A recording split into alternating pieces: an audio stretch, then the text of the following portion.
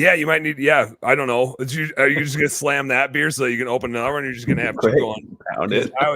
I like to save my beer opening for once the microphone is on, so it's more It's a impactful. 15 ouncer. 15. Yeah, I know. What the heck? It's like they were gonna make it a 16 ouncer and go for the pounders. Dude, and it's then like this Irish thing. Oh yeah, the old Smittick. I had a few of those when I studied abroad back in the day. Okay. Her name was Michelle. Get it? Studied abroad. It was a bad joke. I see where you went there. I studied in England when I was in college. I did the England thing. We at my university we had to do a like a foreign credit. So I either needed to do Spanish or some language or study abroad. And so I took the easiest way out and I went to England for a semester. And it was awesome. Got to travel around Europe a little bit. Got to drink plenty of Smittix. Yeah. Sounds amazing. It's great. It's great. Yeah. No, this is good stuff. It's definitely not bad. I don't know that they had the red when I was over there. Like, it looks to me like you got a red, and I don't remember there being a red. Yeah. I also was in college, so I was just like, and I was 20. Not that stopped me from drinking over here, but it was cool to drink legally over there because their drinking age was 18. So that's always nice. We have Vancouver right above us, so that was my 19-year-old destination. What is Canada, 19 or 18? It was 19. I think it still is. I remember them talking about going to like 21 for Americans, but I don't know if they ever did. Just for us, because we're just jackasses when we go up there, and they're just like, yeah, 19's fine for our citizens, but you guys are freaking idiots, so we gotta change the age for you guys. I sure was. I know that. At 19? Absolutely. Dude, I didn't trust myself. My name when I was 19, according to the identification that I hauled around, was Ryan Lloyd. That was my name. Okay. Ryan Lloyd. Because that was what my fake ID said. So that was me. And he actually looked pretty like me. It was a pretty solid fakeie. It was a real guy named Ryan. A real Lloyd. Dude. Yeah, I roomed with him. After studying abroad, I got back and I subleased for a semester from somebody. I don't even remember how the hell I got hooked up with it. But I had Bobby and Ryan were my two roomies, and Ryan and I were like same build, same height, same weight, same kind of blondish, dirty blonde looking hair. He was clean shaven. I had a beard, which actually was even better because then they're looking at you like, oh, this could totally be you without a beard. Worked out great until I was passed out on a sidewalk in Madison, Wisconsin, and the cops found me. Then me being Ryan Lloyd didn't work out so great. But other than that, being Ryan, that was a week before I turned 21. I lived to tell about it, so everything's okay. I mean, it got its use. That's about perfect timing to lose it, right? It was perfect timing. He was like, all right, son. He actually let me off the hook of everything. He rattled off all of the charges he had against me, and it was like a couple grand. And he's like, man, I was your age once. Let's do this. Don't fucking do that again in the next week. And take care of yourself. All right. And I was just like, yes, sir. That's your hometown? No, I was down. So I'm from central Wisconsin. I was down in Madison visiting my brother at med school. Because this is what med school students do. You play Edward 40 hands. Then you play beer pong. Yeah. I dominated them in Edward 40 hands. Like fucking. I don't know if I ever played it. Those nerds. I've seen it played. I crushed it. 80 ounces. That's a lot. Yeah, I went for it. And then we played a bunch of beer pong. I think I held my own in that too. But then we went to the bar and had Long Island's and Plata and hard alcohol. And we'll get to your 9-shot gift. Plata and hard alcohol is a different. It's like me and beer. We can be buddies all day. Me and hard liquor at some point, we don't do so well together. And I should probably stream this. Huh? What do I do? Oh yeah, hit the thing to share the thing. Benjamin Bergloff says, "Hey Justin, loving the backdrop. Heck yeah, it's sweet. He's got the bow there. The fishing pole's a little harder to see. It kind of it blends in, but you could lean it. You could lean it. It's got a treble hook on this freaking. Oh, be careful. What are we fishing for? I suppose salmon. Yeah, salmon. Whatever the hell you want. Or walleye. Walleye, right? Michigan. Let's do some walleye over here. I don't know. We do have catch. to put a title? I don't think so. I think you can just share it. You can just give it the old share. This is me. I am here. I'm the guy with the hat. Benjamin did ask, what does the hat say? So you might need to do a lean in here for the beer. Here for the beer. Milwaukee. Yeah. Got that thing 20 years ago. 20 years ago. Wait, how old am I? I was 17, maybe. At this point, it's just kind of a guess. And it's like, as long as you say it confidently, nobody's going to question you. I feel like I've only duck hunted a handful of times, but that's all that duck hunting is people claiming that this duck is that kind of duck. And then as long as you don't shoot it, nobody actually knows what it was. They're like, that's one of these. And you're like, that thing is like 800 yards up there going 1,000 miles an hour. And you're just going to like pick that thing out by its wing beat and try to act like you know what it is. And the only reason any of us are even questioning or like believing you at all is because you said it so confidently. Yeah. Otherwise, nobody would know. Right. Anyway. It works in all situations. That's something my dad does a lot. He's an avid duck hunter, so. So he just calls shit out and hopes you don't know any better. Yeah, and I don't. Yeah, which works. If it's flying, I shoot it, and then if it's an eagle, I apologize for it. Yeah, of course. Yeah. There was a guy in our like local hometown newspaper. I'll never forget it. I didn't know the guy, but he got locked up for poaching and had all sorts of illegal animals in his freezer, like blue herons and egrets and like goofy birds, bald eagles. And whoever the author of the article was, I hope they got a promotion. There's no reason they should have been writing for our local paper, but they closed the article by asking the question, so anyway, what does bald eagle taste like?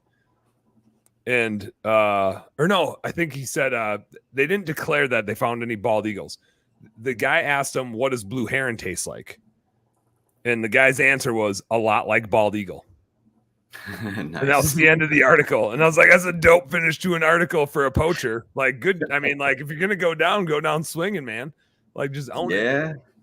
I mean, those charges kind of stacked too, though. Yeah, that was like 20 years ago, about the time you got that hat, and I'm guessing that guy's still locked up. But at least he had a sweet article written about him. Like I bet that he's still talking about that with his cellmates. Like, man, back in the day, there's probably people still talking about it, and here we are, we're talking about it. So yeah, I don't know. It's just at this age, I don't know if it's worth it. Nope, definitely not worth it. Definitely not worth it. Anyway, Justin Noggle, how the hell you doing, man? What's good? Excellent. Yeah, it's been great. We saw each other 3 weeks ago? I'm really terrible at time. It was within the last month or two. Okay, I'm sure of it. Or it was this year. It was this calendar year. Like yesterday, I feel like. Yeah, could have been this week, but but I don't think it was because it's Wednesday, right? Yeah, it's still Wednesday. Well, it took you about a week to get home. It did take me about a week to get home. That was awful. I made it. Fucking American Airlines. Dude, I know. I flew American too. Oh my God. Should we just bash American Airlines on here? Are they going to see this? I've been doing it for the last month. So I think if they were going to like hit me with slander, they would have already come after me, except everything I've said is true.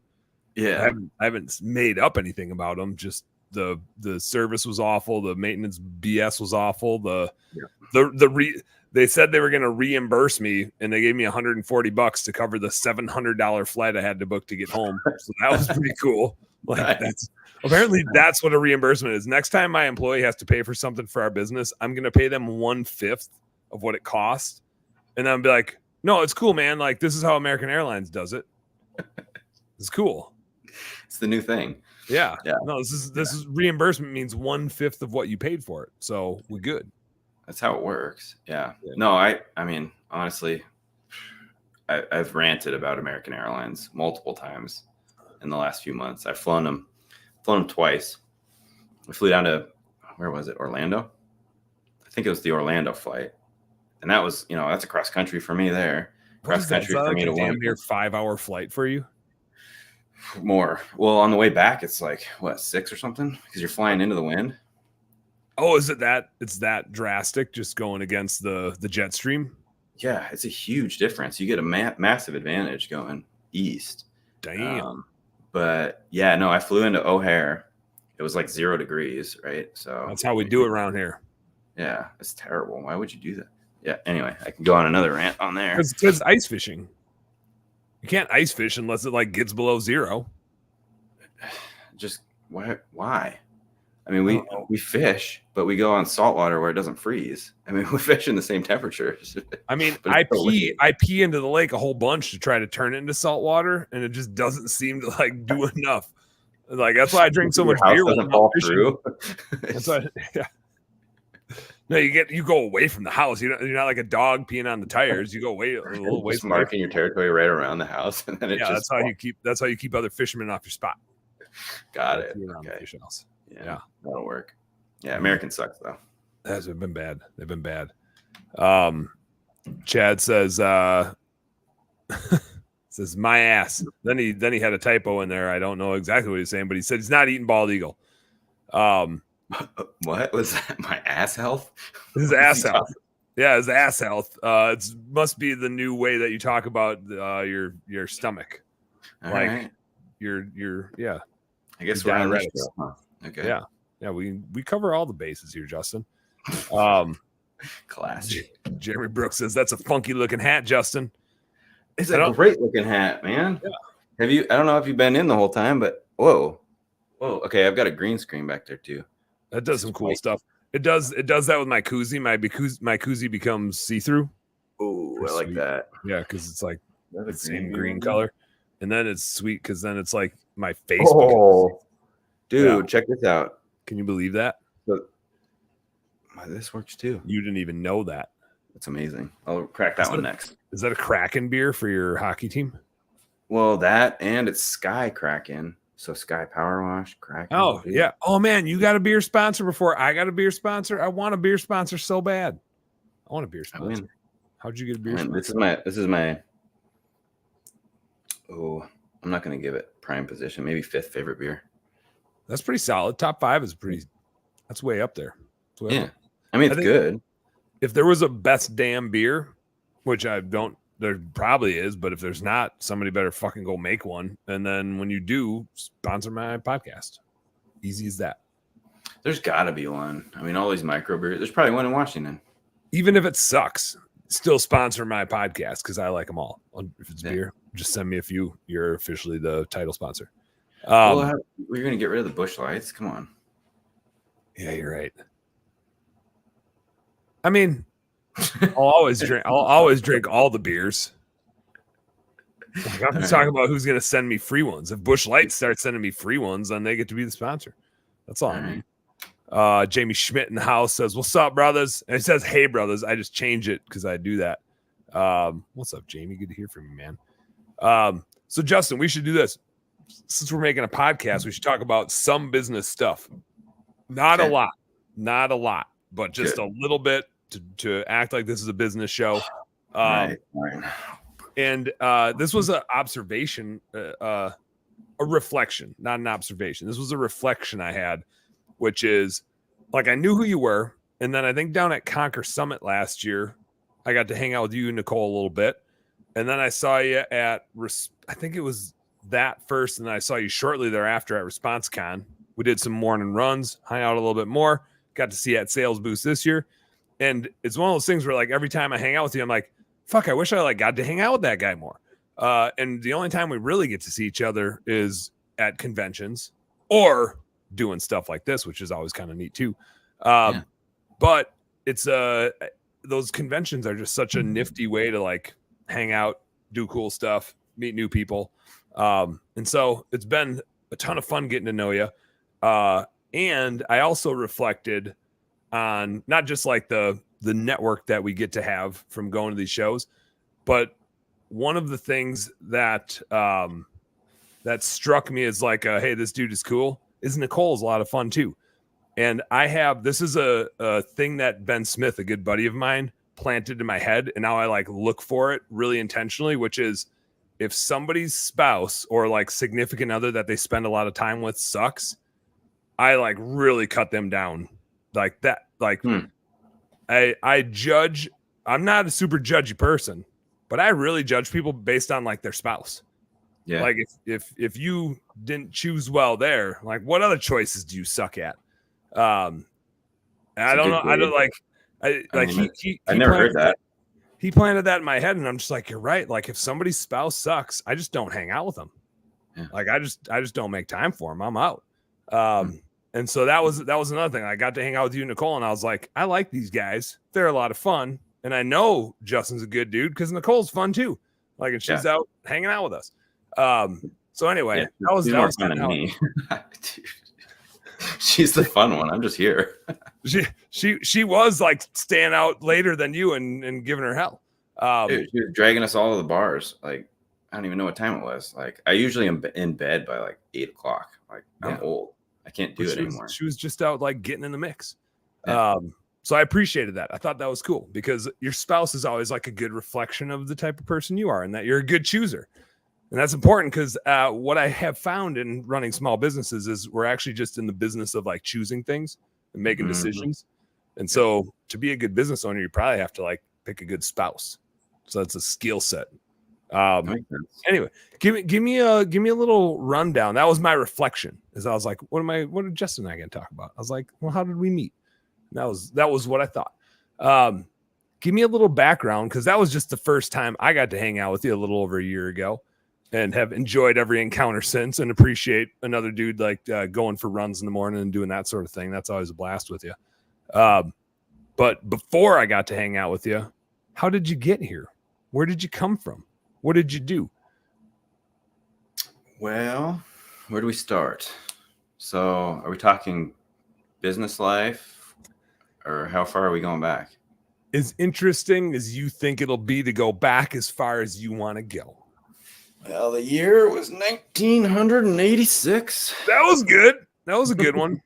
Yeah. Nah, I don't know. There wasn't all that much interesting stuff until maybe 6 years old.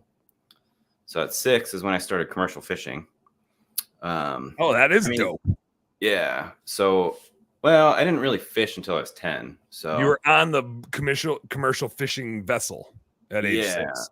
Yeah. So starting at 6. So at 6, my mom put me on a plane in Seattle by myself and then sent me up to Ketchikan. Really?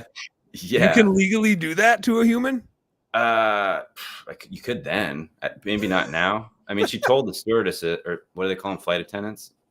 Politically correct. But she told them. There's no HR on this show, so you can be as politically incorrect as you want. I mean, it's going to my feed too, and I don't. There's some people whatever. Nicole will yell at you later. Yeah, she's probably yelling at me now. My phone's on silent. Yeah, keep that thing face down. Yeah, I know. Just chuck it across the room. There you go. Yeah. All right, cool. We're good. There, problem solved. So the stewardesses all knew me, and they were like really nice to me, but it was kind of scary. You know, at 6, I was like, I can't even imagine I remember it. I was eating Burger King nuggets, like chicken nuggets. And my hands were shaking trying to eat it because I'm like a 6-year-old about to take off on a freaking plane. Oh, that's so I flew to Ketchikan. My dad was late to the airport. So like I get there and nobody's there to pick me up. Which is, I mean, not very late, just a little bit. And then so they guided me through. Well, I suppose then at least he could have gotten into the airport to meet you at the gate where you got off. Like right now, you would have had to navigate that airport to baggage for him to like meet you, right? Because you can't get past that. So at least in that day and age, he could meet you as you're getting off the plane, I think. Right. Yeah, I'm pretty sure. Yeah, they went to the gate at that time. But I mean, the good old days. The good old days. Yeah. It was better then. I mean, kids figured shit out, right? Like, I mean, there was a little bit of more independence, nowadays. I mean, clearly in that case, because you're 6 and you're just going on an airplane solo. Yeah. So that was when I left home, and since then, no. So anyway, he picked me up. Ever since. Yeah, no, but so he picks me up there, and then we run the boat down. That was at 6 for probably the next 4 years. I ran the boat down with him. I'd fly up, I'd go to school. What does Leave run the school. boat down mean? Like the boat got stored up there and you drive, how far down is down? Like down back to Washington or down just to a different fishing spot? Yeah. So the boat, it's a 50-foot boat, right? It's a old wood boat. He still owns it. It's tied up 10 minutes from me here. Yeah. So it would run 7 miles an hour, 8 miles an hour. It's like a couple day trip. Yeah. It was a 3.5 days from Ketchikan, I believe. Yeah. Why didn't it stay up there? Just because that was where you finished fishing in the fall type of thing? Not the fall, but yeah, summertime. It was, so we'd go up in the spring. The season opens mid-March, and then we long line, so we catch halibut and black cod. And we do that for 1 to 3 months. Once I started actually fishing, that was like the full season. But yeah. At that age, I'm just running the boat down with my dad, and the boat goes 24 hours a day, and somebody's watching for logs and like other stuff in the water. What's the crew on a 50-foot boat like that? Like who's all watching? Who's all taking turns at the wheel? Yeah, it's typically 3. Okay. Like 2 guys are awake kind of at any point in time. Like one guy's driving first shift or sleeping first shift, and another guy's sleeping second. The shift work isn't when you're working; it's when you're sleeping and not working. Because otherwise, you're working 16 hours. Yeah, well, and you do work 16 hours when you're fishing. Yeah, 16, 18 hours. But hell yeah. But on the wheel watch, we would just take little short shifts. I mean, it wasn't. I can't even remember. Gosh, it's only been 6 years. We'd probably do a couple hours or something, and then when you're about to fall asleep, you get the other guy up, and then he's about to fall asleep. You just do the rotate thing. Just swap it. Yeah. It's like a long road trip. A lot of boats have a wake up alarm. So like if you don't hit the button every I don't even remember 5 minutes or something, or 15 minutes, whatever, then it makes an alarm, right? So if you fall asleep at the wheel, we didn't have that. The wake up alarm is, why are we going this way now? Yeah. So you just sleep light. And then when you feel like you've slept too long, you wake up and you go, oh, somebody's asleep. You got to run up there. Yeah. So we had that happen. We were running in from a trip. This was, I was probably only 20. No, less than that. I was 18. It was about 18, the time you got that hat. It was around the time that you acquired the hat. Dude, yeah, that was a good time in my life. Yeah. Good year. So he fell asleep. He fell asleep at the wheel, and my dad woke up. And if he didn't wake up within the next hour or two, we would have been planting into the rocks with a wood boat. And so that wouldn't have gone well. No, it's not great. Rocks win that one. Yeah. They win that against any kind of boat. Like wood, like they win faster, but I think the rocks win that against any kind of boat. Yeah, aluminum does pretty good. I've run a lot of aluminum boats into rocks. But I've run aluminum boats into small rocks that some would call gravel or sand. I've never run them into big rocks. Yeah, that's better. Yeah. No, at rivers and stuff. We have a jet boat for the river, or my dad has a jet boat. So, you're sledding up the river. Yeah. Oh yeah. You just, it's kind of like bumper cars. You just kind of bounce off them. You go up the rapid. They're made to kind of do that though. Like the angles are such that you can give them a little twing. Yeah. It's kind of scary when it hits the motor and the motor flies up, but that'll happen. Yeah. So how long were you does your dad still fish it? How long were you out there fishing for, and what eventually got you out of it? Yeah. So I fished up until 6 years ago, 7 years ago. Okay. It was Harper. You met Harper, right? I don't know if I did. My daughter. Did I? Was she? Oh, you weren't at that one. That was Responsicon this year. I wasn't there. I missed it. Or whatever. I was out ice fishing. Yeah, stupid. But no, anyway, so Harper being born was the catalyst to me quitting fishing. I had started Sky Power Wash a couple of years prior, or maybe a year, and just kind of ran it in the off season. never really thought it was going to be anything. I figured I was just going to take the boat over and then just fish. But a couple of reasons, kind of prevented me from doing that. One of them, a big one, was I get seasick, like real bad. Did you do like Dramamine, or did you do the ear sticker patchy things? Yeah, scopolamine. Yep. That was what I was going to guess it was. Was that? Yep. I've never heard. And it still sucks. I mean, you feel like crap. Like, oh, do you? Yeah, you get this weird throaty taste. Yeah. Delicious. What? Yeah. How long has that been around for? I feel like that hasn't been around that long, but I don't know. I mean, long enough that I've used it forever. I used Dramamine for a while, and I just forget to take it, and then I'd wake up puking, and it sucked. Yeah, no matter what, it sucks. That which like that would be a rough life to be like signing up to be a fisherman for the rest of your life, being like, when I'm out here, I feel like shit. Yeah, let's do this forever. I know, right? Yeah, it's about the most miserable thing you can imagine. Just like you can't escape it. You're just throwing up. That's all you do.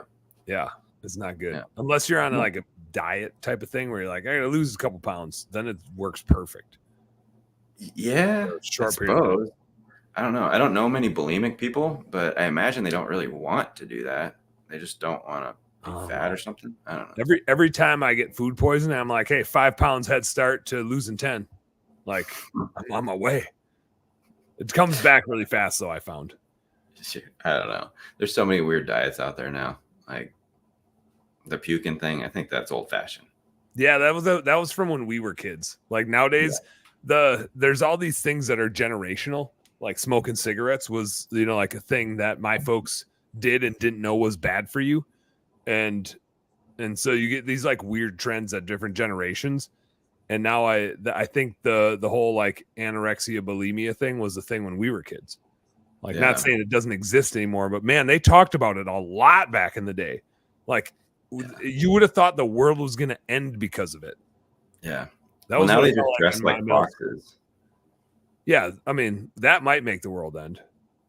I think so. The kids dressing like foxes and thinking and identifying as weird Furby things or whatever the hell they do. I don't know. Should we rant? I don't know. I don't know enough about it to even rant. I'm just so lost on it. I'm just like, I don't get it, man. I'm turning my flame off. It's getting hot in here. I told you it was hot. I mean, like, it's eventually that flame's gonna get hot. I was There's not even heat coming out of it. It's just a light. Before we went live, I was just picturing Justin just sitting over there, just sweating, being like, when is this podcast going to end? I know. I've got this water here, but I'm not sure if it's like okay to drink water on a best. It's super see-through when you put it up like that too on the green screen. Like I'll take the label off. Nobody will even know I'm drinking water. It just got so see-through. It was incredible. It was like, I don't even know that there's water in there. I drink water every episode. It's called Coors Light. I should have done that. It's like water with electrolytes. Actually, I do have Coors Light. We did a networking event here at the shop. Yes. I saw that. You made some tasty looking brisket on there. Dude, 16 pounds. That's big. How long does that thing on the smoker for? I started at 7:30 a.m. Like I got to the shop slightly early. We got it going like instantly when I got here. And then we pulled it probably 4:30, 4:45. That thing just flew off the tray or whatever. And I mean, it just falls apart. Depends on who you ask. Is Vitali on here yet? No, I don't know. That crazy Russian guy? Yeah. He told me it needed to go another few hours or something. And I was like, dude, I'm not waking up at 2 a.m. to start a stupid brisket. He's obsessed with it. He gets it perfect. But yeah, I probably could have done a little bit longer. Yeah. I mean, it was great though. It's up to temp. Is it food safe? Oh, good. Yeah. I wrapped it at 165. I Googled what to do. So I went to 165, wrapped it, took it up to, or something like that. And then I went up to 205 and just sat there, left it there. Oh, damn. So you get that baby hot. It's kind of like cooking something in the crock pot. It just hangs out there for a while. Or you're talking the temp of the smoker. You're talking the temp of the smoker or the temp of the meat? The meat. Yeah. Oh, damn. I didn't realize you got it that hot. Yeah. I thought, because you go to 180 to kill the stuff, right? Like on most food. 160, 165 is like kill temp. Oh, that's why I overcook everything. So anyway, you get it up to like the 165, you kill it, and then pull it up higher or something. And then I think that breaks down all the ligaments and it just like melts. I mean, that's the idea with a crock pot or like a pressure cooker is when you throw like a tough piece of meat in there, it just melts all the ligaments. Right. Yeah. It works. Yeah, and it was $65 for 16 pounds. Dude. That's pretty good math. Yeah. I like it. Yeah. Take that math. So I fed like 40 people here and including beer, it was like $150. It's a good deal. What inspired you to throw an event like that? I'm going to go back to how you got into pressure washing, but since we're talking about brisket and doing an event, what made you think of doing an event like that? That was kind of cool. Yeah, so it was actually put on by the local Chamber of Commerce. So the city that I'm in. Did they reach out to you or did you reach out to them? Well, I was an emissary with the chamber, which is like you create an emissary. Is that like when you go overseas and you're at the U.S. embassy sort of thing? I wish. Those are the guys that are immune to, or what do they call it, where you can't get pulled over and stuff. You can just go like 130 miles an hour and you're fine. Like that. You can't get arrested. You can do whatever the hell you want. Can you shoot somebody? There's only one way to find out. Who's doing it? First, you got to be the first emissary. Go get your shot glass quick. Oh, diplomats. Facebook user says diplomats. You got to be a diplomat. Oh, close enough. Whatever. I think this is probably like there's all these positions in the church, and I don't really know what order they're in because I don't know enough about that sort of thing. But I think your emissaries are right below a diplomat. So you can get away with speeding, but you can't get away with murder. A diplomat can get away with murder. Yeah. All right. So I'm going to be a diplomat in the Marysville Chamber. That's my next position. Okay. And then I'll be your emissary. I'll drive you around. I'll speed. You kill people. Perfect. I'm just shooting out the window. Oh, you can rob the bank. I'll be the getaway driver. And then we're both cool. Yeah. I like it. Work. Yeah. So I got this bubble machine, right? Mm-hmm. And we've got it. So that's what you're planning on using at the bank robbery is a damn bubble machine? Yeah. Where are we going with this? No. So we're going to mount this on the back of the car. Okay. I thought this whole thing out. So tailgaters suck, right? Yeah. Yeah. And I used to have a diesel, so I could just hit the gas. Not tailgaters like at a ball game. I like those tailgaters. Oh, they're amazing. Yeah. They're awesome. But like the tailgaters that follow you really close. Yeah. You feel unsafe. I mean, I have kids. I don't want them to hit me. Mm-hmm. So I want them to be further back. And I don't feel like going slower. Like that's inconvenient. Mm-hmm. But I have this bubble machine and I have an inverter in my car. So I can plug it in. And then when they get too close, I just hit the on button and it blows bubbles at them. And then, so they think it's whimsical, right? So they're seeing these bubbles. So they don't actually get mad. They just get the point. Hopefully. Maybe. But then if they don't get the point, I was thinking I could put some like fart stink spray or something in there. Oh, yes. Yeah. That's real good. Maybe like a live skunk in your trunk. or just a like if they don't get the point, if they don't get the point from the bubbles, then just a bag of nails that you toss out. Yeah, that's pretty extreme. I mean, I know some people that throw nuts at that window, like bolts and nuts and stuff. Like, I mean, that's a little much. I had a guy. True story. I was driving down to Illinois. No, this was when we were going to Kentucky. My buddy Ben and I were going to Kentucky, and our friend Jerry was with us, and it's like a 14-hour drive. It's nothing like going from Ketchikan back down to Washington. But it's like a 14-hour drive. We're road tripping for a bow hunting trip, and I was driving, and I told we got the GPS on, but I just whiffed on a turn, and it's like then in that area of the country of where we're at, I think we were in Indiana somewhere, and it's like 12 miles to the next exit sort of situation, right? And so I got to get off and get back on. So I get off and stoplights, left turn, I'm going across the bridge, going to get back on the highway, and there's cars coming, but I have a green light, and there's two cars coming. I got a green light, and I fit in between the two cars, like rather safely. And as I'm pulling through, and I forget exactly how this happened. Like as I'm pulling through, and I'm going 20-ish when I'm like turning this. I'm not like screeching the tires, but I'm not going slow. I'm just like fitting in with traffic. Like I'm just coming in. And I fit in very safely into this opening. It wasn't like I cut anybody off, but the dude that is now behind me like waves a piece, like gets a pistol out and is like shaking it at us. Like we did something wrong, as if like he was far enough back, there was no way he had to touch his brakes, sort of situation. And it wasn't a right of way sort of thing. Why? Like, it was the weirdest thing. It was the absolute weirdest thing. And we just couldn't, we were just like, man, that just sucks to be like that angry and miserable that would set you off. But I pictured that guy being the tailgater, and if you threw a bag of nails out, like he would probably shoot you. That guy would shoot you. That's how you end. Yeah, and that's or if you threw a nut and hit their windshield. Yeah, and that's why I think that's a bad idea. I mean, otherwise it's a great idea. You know, you just never know. Besides that it's a bad idea, it's a great idea. Right, exactly. Bubbles. But I'd stick with the bubbles. Just up into bigger bubbles. Some people are unhinged. You just don't know. I mean, it's like bigger bubbles. Bubbles. Yeah. I think that's pretty legit, right? I mean, I used to. So one good one, if you're going down the freeway, you got enough wind happening that you can turn your windshield wiper fluid on and it shoots over your, you know, and then you get to watch them go like this in there. Yeah, that's always great. But I mean, it doesn't really do much. Whatever. But it is annoying when you're that person behind somebody and then your windshield gets sprayed. Like you notice it and you're like, what the fuck? Yeah. So I get to laugh to myself a little bit, you know, but it's like, how much of a nuisance was that to them? Not as much as fart bubbles. A fart bubble would be sweet. Yeah. But would they know that the fart came from you?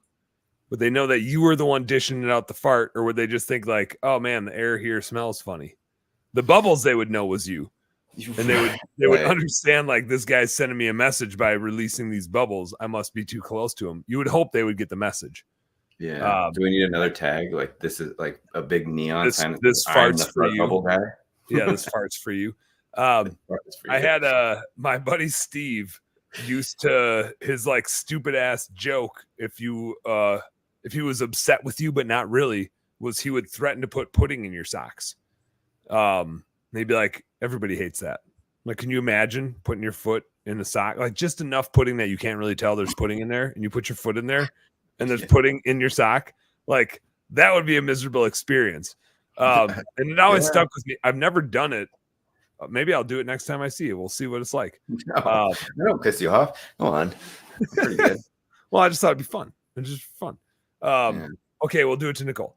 But so I had a buddy that like took, this was in college, and we only had like 3 parking spots, and he was parked in the spot that belonged to like our house. He was a kid I went to high school with. We're friends. And it was clearly his car that was parked in one of our spots.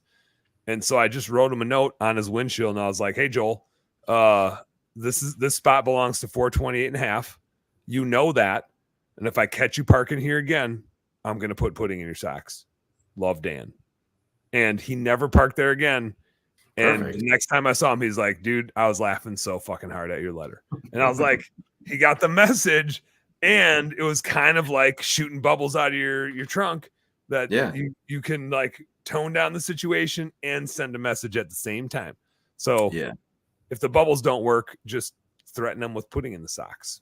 Works. Yeah, I'm just gonna go get a pistol and hold it out the window. That works.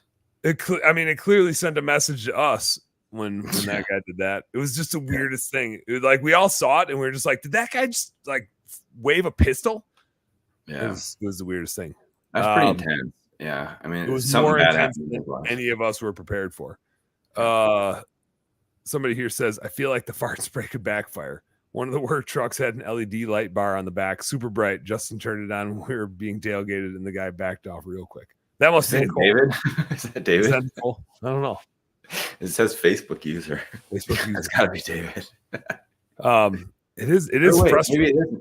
Maybe it is. Oh yeah, it's got to be Nikki. Yeah, because it was before we wrapped the trucks, so it was just white. Yeah, yeah, that's Nikki. Oh, and I bet they thought you were like a government official with those lights Maybe. on there. Then, like, Yeah. oh, this. No, I remember doing that. It was dark out. It was great. So yeah, we have what are those things? Those auxiliary switches, in the trucks, so you can add on auxiliary lighting or whatever. And so this one truck, it's our 2019 F250. It's got a big fat light bar in the front, a couple others, and then two in the back. For deer shining. It's all rigged up for deer shining. I don't know. Yeah. Is that legal there? It's not in Wisconsin anymore, which is kind of frustrating. Yeah. Yeah, I don't know. I think it's off-road, something or other, but a couple of our trucks have those. But it's great for tailgaters. So but you point them back, and they get real frustrated when you turn them on because they're they're really bright. Yeah, they're super bright. That sends a message quick. Yeah, I forgot about that. Maybe I should just put those on the Volt too, and then problem solved. Dude, why wouldn't you? That's like, if the bubbles don't work, then the lights. I still think the bubbles first is good. I think that's just ease into it, and like once it escalates, then it's time to do that. So I think we're all in agreement then. Bubbles, then really bright lights, then the bag of nails, then the piece. All right. I will follow protocol next time. Yeah, I think we're all in agreement. Progressive discipline chart.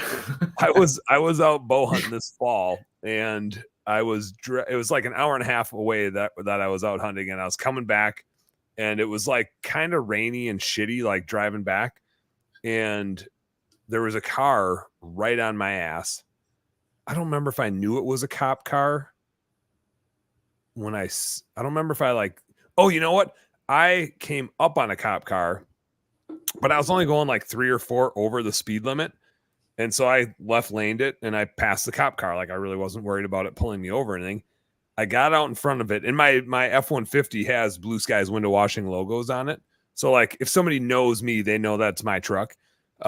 Which is funny because now that business is Kahuna Window Cleaning. We rebranded it when I merged with Andy Mashura, and he owns all of it. I don't even own it anymore, but I keep all the logos on because he might get a phone call.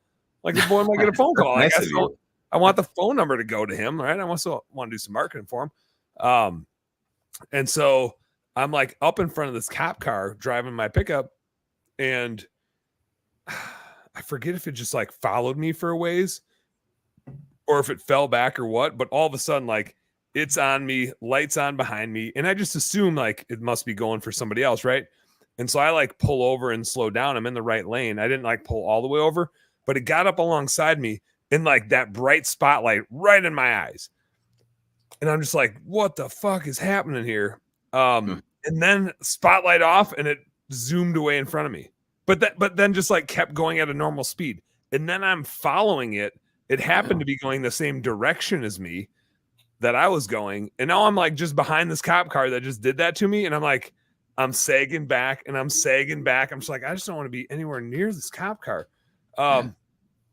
I make it. And this happened. I mean, like, it's an hour and a half drive back, but now I'm like 10 minutes from my house. I get home, and this was like late fall. This was late November, early December, I think. So, I mean, it's getting dark at like 5 o'clock. I'm probably home by 7:30. And I'm helping get my kids to bed or whatever the hell I'm doing, or bringing stuff in from the truck. And I got a text message from Andy saying, Kelly really scared the shit out of you, huh? And his fucking wife is a cop. And so it was his wife. Shit. So it was a legit cop car. I was thinking it was somebody that bought one like at an auction. No, this is like it was a super legit cop car, like lights on and then light in my window. And it just like startled the shit out of me. And then Andy was like, haha, like, she said it seemed like you didn't know it was her. And I was like, of course I fucking didn't. I was blind. Like, those lights are so bright. There was no way I could see who was behind it. Like, as you're driving? Yeah, I was absolutely blind. You look back to the road and you can't see anything? Yeah. It was just like that purple and green glare where you're just like, oh, that was fucking bright, whatever I just looked at.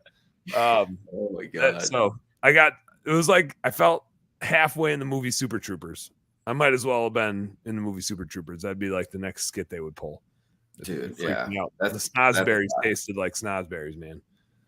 Nice. Scared the shit out of me. in high school, we did something kind of similar. We pulled over a friend of ours. Was it just What do you mean you red? pulled over a friend of yours? You can just pull somebody over? Yeah, somehow. So I think That was after you somehow stole the cop car? it wasn't even a cop car. It was just a regular sedan of some sort. I don't remember what we were in, but we got, I don't know if we got red and blue or just red, but we put it on top of the car. I think both are pretty illegal, right? I'm not sure exactly what the rules are, but I know that the rules are illegal. Well, the rules aren't illegal, but the rules would say that probably pulling somebody over with a light on your car would be What's the statute of limitations? Like 7 4 years. years. It's always 4 years. Okay, so I'm well outside of it. Yeah, it's probably 7 years legally. My brother and I always decided that it was 4 years when we did stuff like that until we would tell our parents what we did.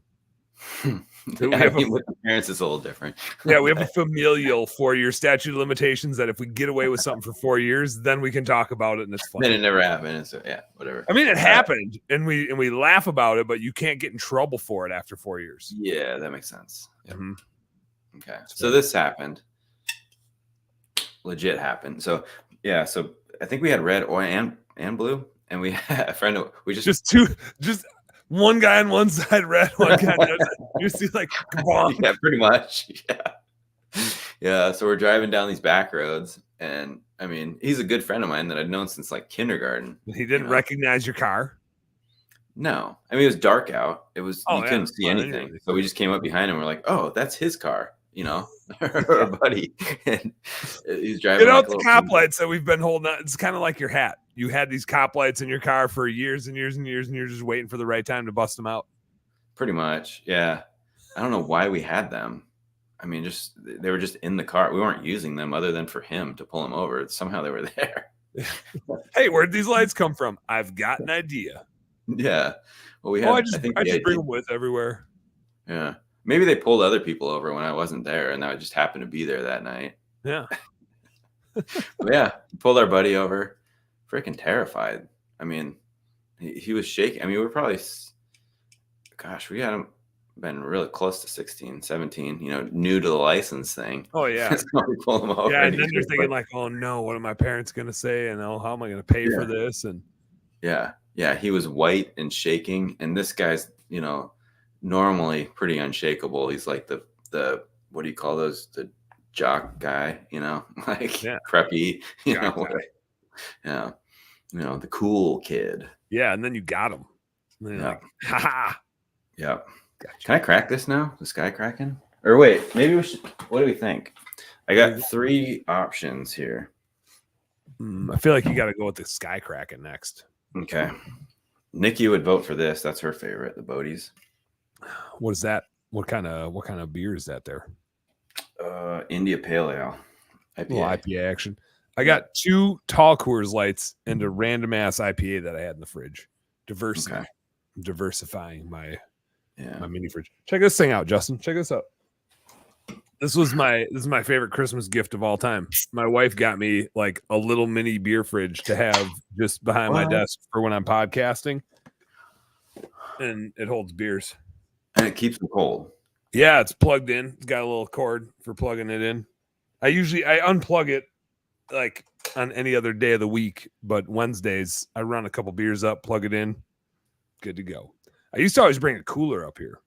That was my thing. I'd like bring a cooler up here, but I got this. I got this right here. It's got an ice pack in it. That's coolers. That's a big ass cooler. That's a big ass. Yeah, this is my lunch box. How much do you eat for lunch? I mean, usually it's just full of beers. Yeah, my lunch box is full of beers. For lunch. I mean, I don't fill it all the way. I don't even know where this lunchbox came from. I think Nikki bought it at some point. I think for like river trips, but then when she was like, Justin's going to be thirsty for lunch. Pretty much, yeah. She thinks ahead. She's very sweet. Good planner. Yeah. So what?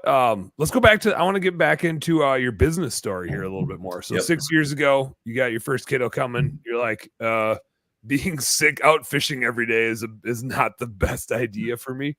And what what got you pressure washing in the first place? Was it just like a thing to do on the side to make a few bucks, or was it a thing you thought was fun and just picked it up, or how the hell did you get into it?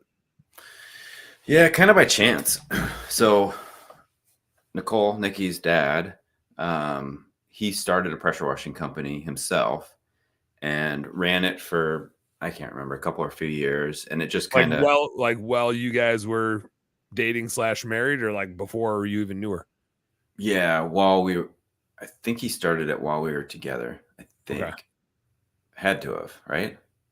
I don't know. I don't know how long pressure washing has been around for. I don't know either, man. How long have you had the electricity to push water faster? It's a good question. Probably since like 1995. I think 1995. Thomas Edison invented the light bulb, not electricity. It was in the mid 90s, I'm pretty sure. Yeah, gotta be. It's like last week. Feels like it. Yeah. I'm not a historian. I just only paid attention to math class, not history class. Yeah, math was a big one for me. Math and science. Hence, fishing and spraying water. Exactly. Perfectly translates. Mm-hmm. But yeah, so I bought. Wait, where was I? Yeah, so he pressure washed. I worked for him a couple off seasons, and I did sales for him, and I did some washing. So I learned kind of both sides of it. Yeah. And I saw. So for him, it was more. He was trying to set himself up for retirement, and wanted to be hands off, and just went hands off too fast. And I just saw what he was doing wrong with it, and how much upside. It's funny when you get the perspective of, like, I have a weird role where, like, that's what I do. I just watch other people's businesses, and it's cool. It's cool and scary and interesting when you get to watch other people's businesses from the outside. Yep. Yeah. You get that 1,000, what do they call it? 1,000-foot view or whatever, the overhead. Yeah. You can see, when you're in it, it's hard to tell what's wrong. Yep. But from the outside, I could see, hey, we could change a couple things, and this thing could be something. So, I never really dreamed of it being at the scale it's at now, but I knew it could be something. Mm-hmm. So I used it. I used my knowledge there. Well, okay. Going back, I bought his pressure washer from him, like the thing he started his business with. Mm-hmm. After he had quit his business, he had just been done with the equipment, and he had shut it down. It was just sitting. Yep. So bought it kind of as a loan for his parents, or for her parents, to come to do a little bit of traveling, and tried to sell the pressure washer on Craigslist for like 6 months. And nobody wanted to buy the pressure washer because it was this. They paid like $20,000 for it. I paid $8,000 for it to them. Oh, damn. As a loan. Yeah. And I was fishing, so I was like rich then. And now I'm not. Fishing was good. but anyway. No wonder why you voted to be sick for so long. Like, it sucks, but okay, well, I got to make money. Yeah. When you can make $30,000 a month, it's not bad. So, dude, but I'll go fishing for $30,000 a month. I'll go fishing for free. Yeah, well, come on out. So I'll take it. But anyway, so like, where was I? So I bought the pressure washer. It didn't sell, and then I started advertising on Craigslist instead. So I was like, okay, I'll clean your gutters, all of this stuff. So people started buying that. Yes, I got this pressure washer that I can't sell, so I might as well start using it. Just use it. Yeah, it's like really nice. That around. Yeah. Yeah, I had hot water on it and everything, like a big 500-gallon tank. And oh, damn, it was a good one. Pretty decent. So I just started doing that, and then, I was getting quite a bit of work, and then Harper being born was kind of the catalyst to get me to stop. Mm-hmm. So that was my firstborn. So I have 2 kids. So Wesley's 5, Harper's 7 now, and I really just didn't want to miss big chunks of their life. So for fishing, it's not, not huge, but 3 months away. If I didn't quit, that first year, if I didn't quit, I would have missed her first steps. I would have been in Alaska at the time when she took her first step. Yeah. So I got to see that. So worth it. But I also own some halibut quota. So, which is like a chunk of, basically a chunk of the biomass to be able to catch. So, It You was still do? I did, but when you start a pressure washing company, you don't make much money, so you kind of have to sell it to live. Yeah. So, That makes sense. yeah. Otherwise, I was like, let me see when I can come out here. When they're halibut biting? Oh, we'll go anytime you come out here. We'll go catch something. You can come visit anytime, and we'll catch something awesome. We're gonna go catch. Yeah, come out here in July. We'll go catch albacore off the coast. It'll be sweet. What the hell's an albacore? It's tuna. Is it okay? You could have just said tuna. You gotta say these big fancy ass words with so many syllables. Dude, albacore and skipjack are night and day difference. So don't even try and tell me that tuna's tuna. I don't know. For me, coming from Wisconsin and Minnesota, it's a tuna's a tuna, and it all comes in a can. Yeah, it's like an overgrown walleye that swims really fast out in the salty water out there. I'm heading down to Clipicon in a couple weeks here in San Diego, and I'm jumping on a boat, and I think we're going after some bluefins. Would that be a thing? Yeah. I'm trying to remember. Bluefin down there? Bluefin. I think we're going after some bluefins down there. Some tunas. Yellowfin? I think they're bluefins. I don't know. I'm just trying to sound cool, man. I feel like that's East Coast, right? Bluefin tuna? I thought the yellowfins were East Coast. Somebody that knows a thing about tuna, chime in here. I just catch bass and walleyes, and every once in a while we'll go get salmon on the Great Lakes. Yeah, we got all kinds of salmon here. Yeah, I mean, yeah. So we can, let's go catch that stuff. I'm in. Yeah. One thing I have noticed though, Florida gets a lot of conventions, and I think it's only because of Disney. But like, you guys never get conventions out by you. Every once in a while, you get a California one. Yeah. Been out there a couple times, but nothing Portland / Seattle-ish. Why don't you guys do a convention? Bring us all out there. We should, because no, we don't want to, because we don't want you here. Like, we don't want people to know it's awesome. I mean, we just pretend it sucks just so people don't come. Like, people are faking depression here, Good, super good strategy. That's a really good strategy. That's kind of what we do in Wisconsin and Minnesota too. Yeah. Except it actually sucks there, right? Well, I thought it actually sucked where you were. Like, no, it's great. Otherwise, I'd move, dude. Like, why would I live here if it sucked? That's good. That's a good point. Likewise. Yeah. But just kidding. Like, anybody that's watching right now, this place sucks. Sucks. Yeah, definitely don't come here. You wouldn't want to be here. I mean, it is a little depressing when you're under the clouds for 9 months, but I mean, as long as you go outside. We get like the cold can get kind of depressing here. When it's so cold or like windy cold, but if it's even like below zero by a little bit, but it's not windy and it's like sunny out, it's glorious. The nice thing about the cold, and I think the wet is probably the same actually. Granted, I do think some sunshine helps, but you can dress for cold weather. Like, the technology exists where you can like be comfortable and do just fine. The wind always sucks. But hell, like nowadays you can even dress for that. Like, they just make some gear that just wind doesn't touch it. Like, it's just when you're trying to pee, and then if you face the wind and it blows it at you, then that kind of ruins your day. Other than that, like, you can even deal with that. Yeah.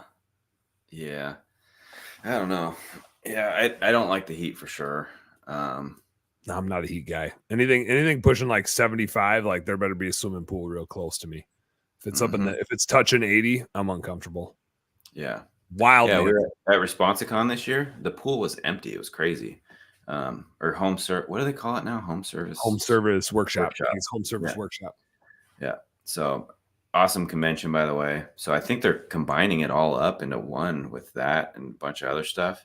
I think so. It's all going to be in like Florida now, right? I think they're doing Florida this year, and they're combining.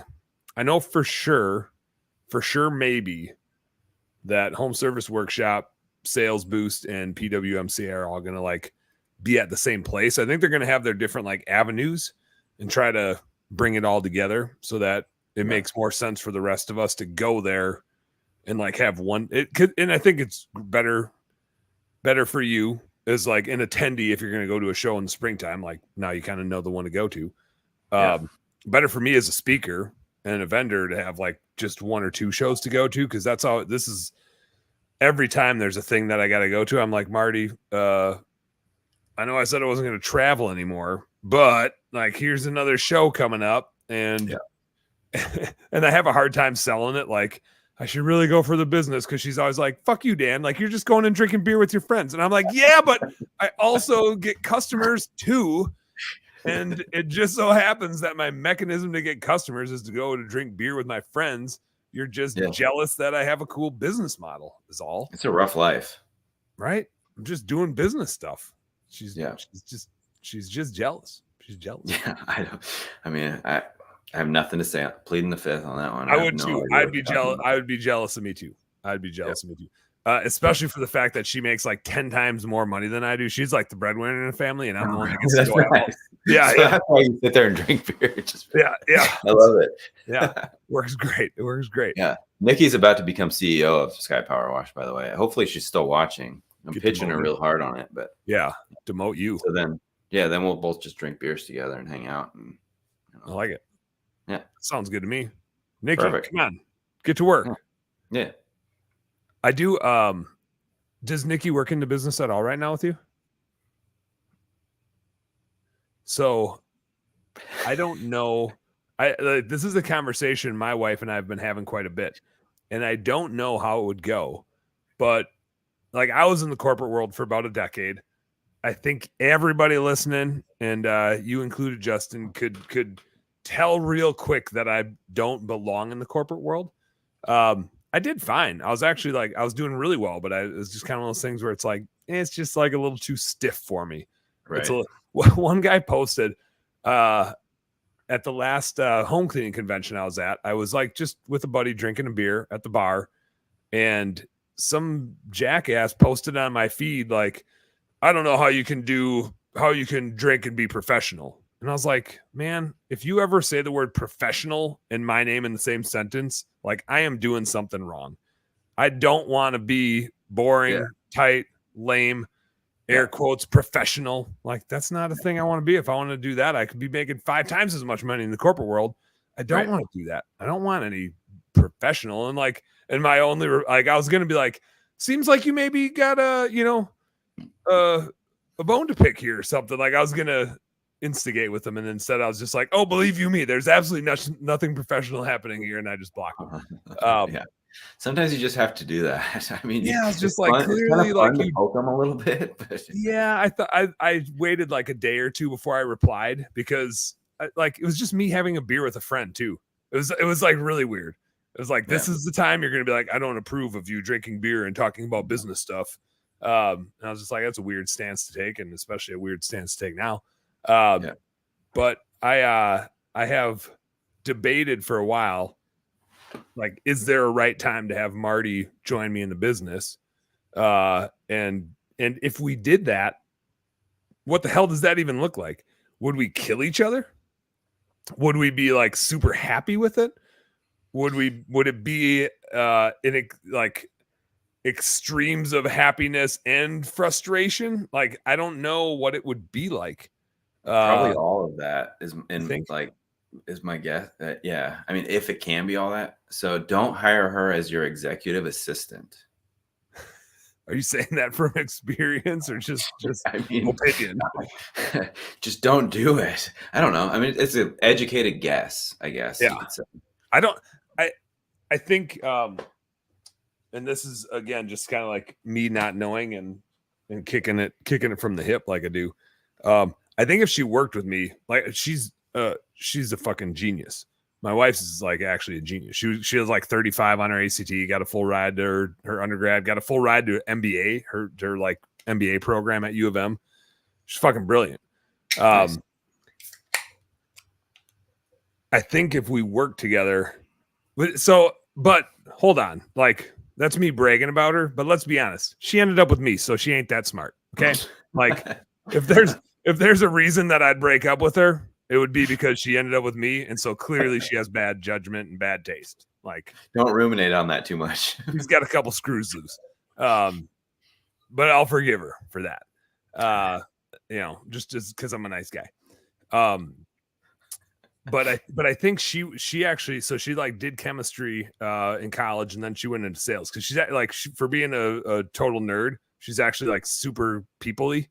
and she like functions off of that. And so she went into sales for like being a nerd. She was in like sales for a chemistry like lab company. And now she works at 3M, like managing a marketing brand portfolio of things. And so I think she would actually be really good. She's way better looking than me, which is a pretty low bar. So like, let's just call it what it is. But I think she would be great at like, and she knows business, partially because she has to put up with me talking about it all the time, but also she like did her MBA and she gets the number stuff. I think she'd be really good at like doing all the sales and the demos and running that side of the business.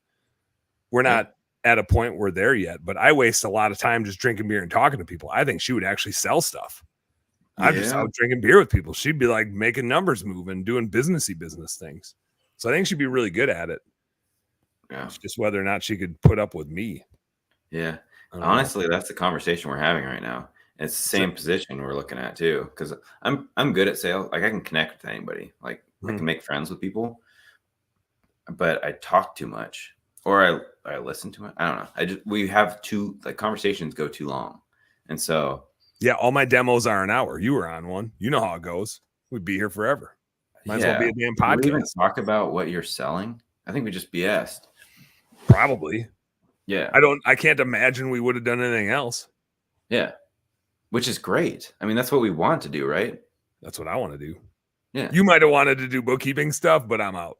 That's boring. Oh, yeah. Accounting is boring. Why would I care about bookkeeping? I just want to talk to Dan. Yeah. We'll talk about whatever the hell we want to talk about. Yeah. So let's just get our wives in. They'll run our companies, and then we just go talk about fun stuff and drink beer. We'll just do that. We'll just do podcasty stuff. Sweet. It's perfect. I like it. It's a win-win. You like my studio?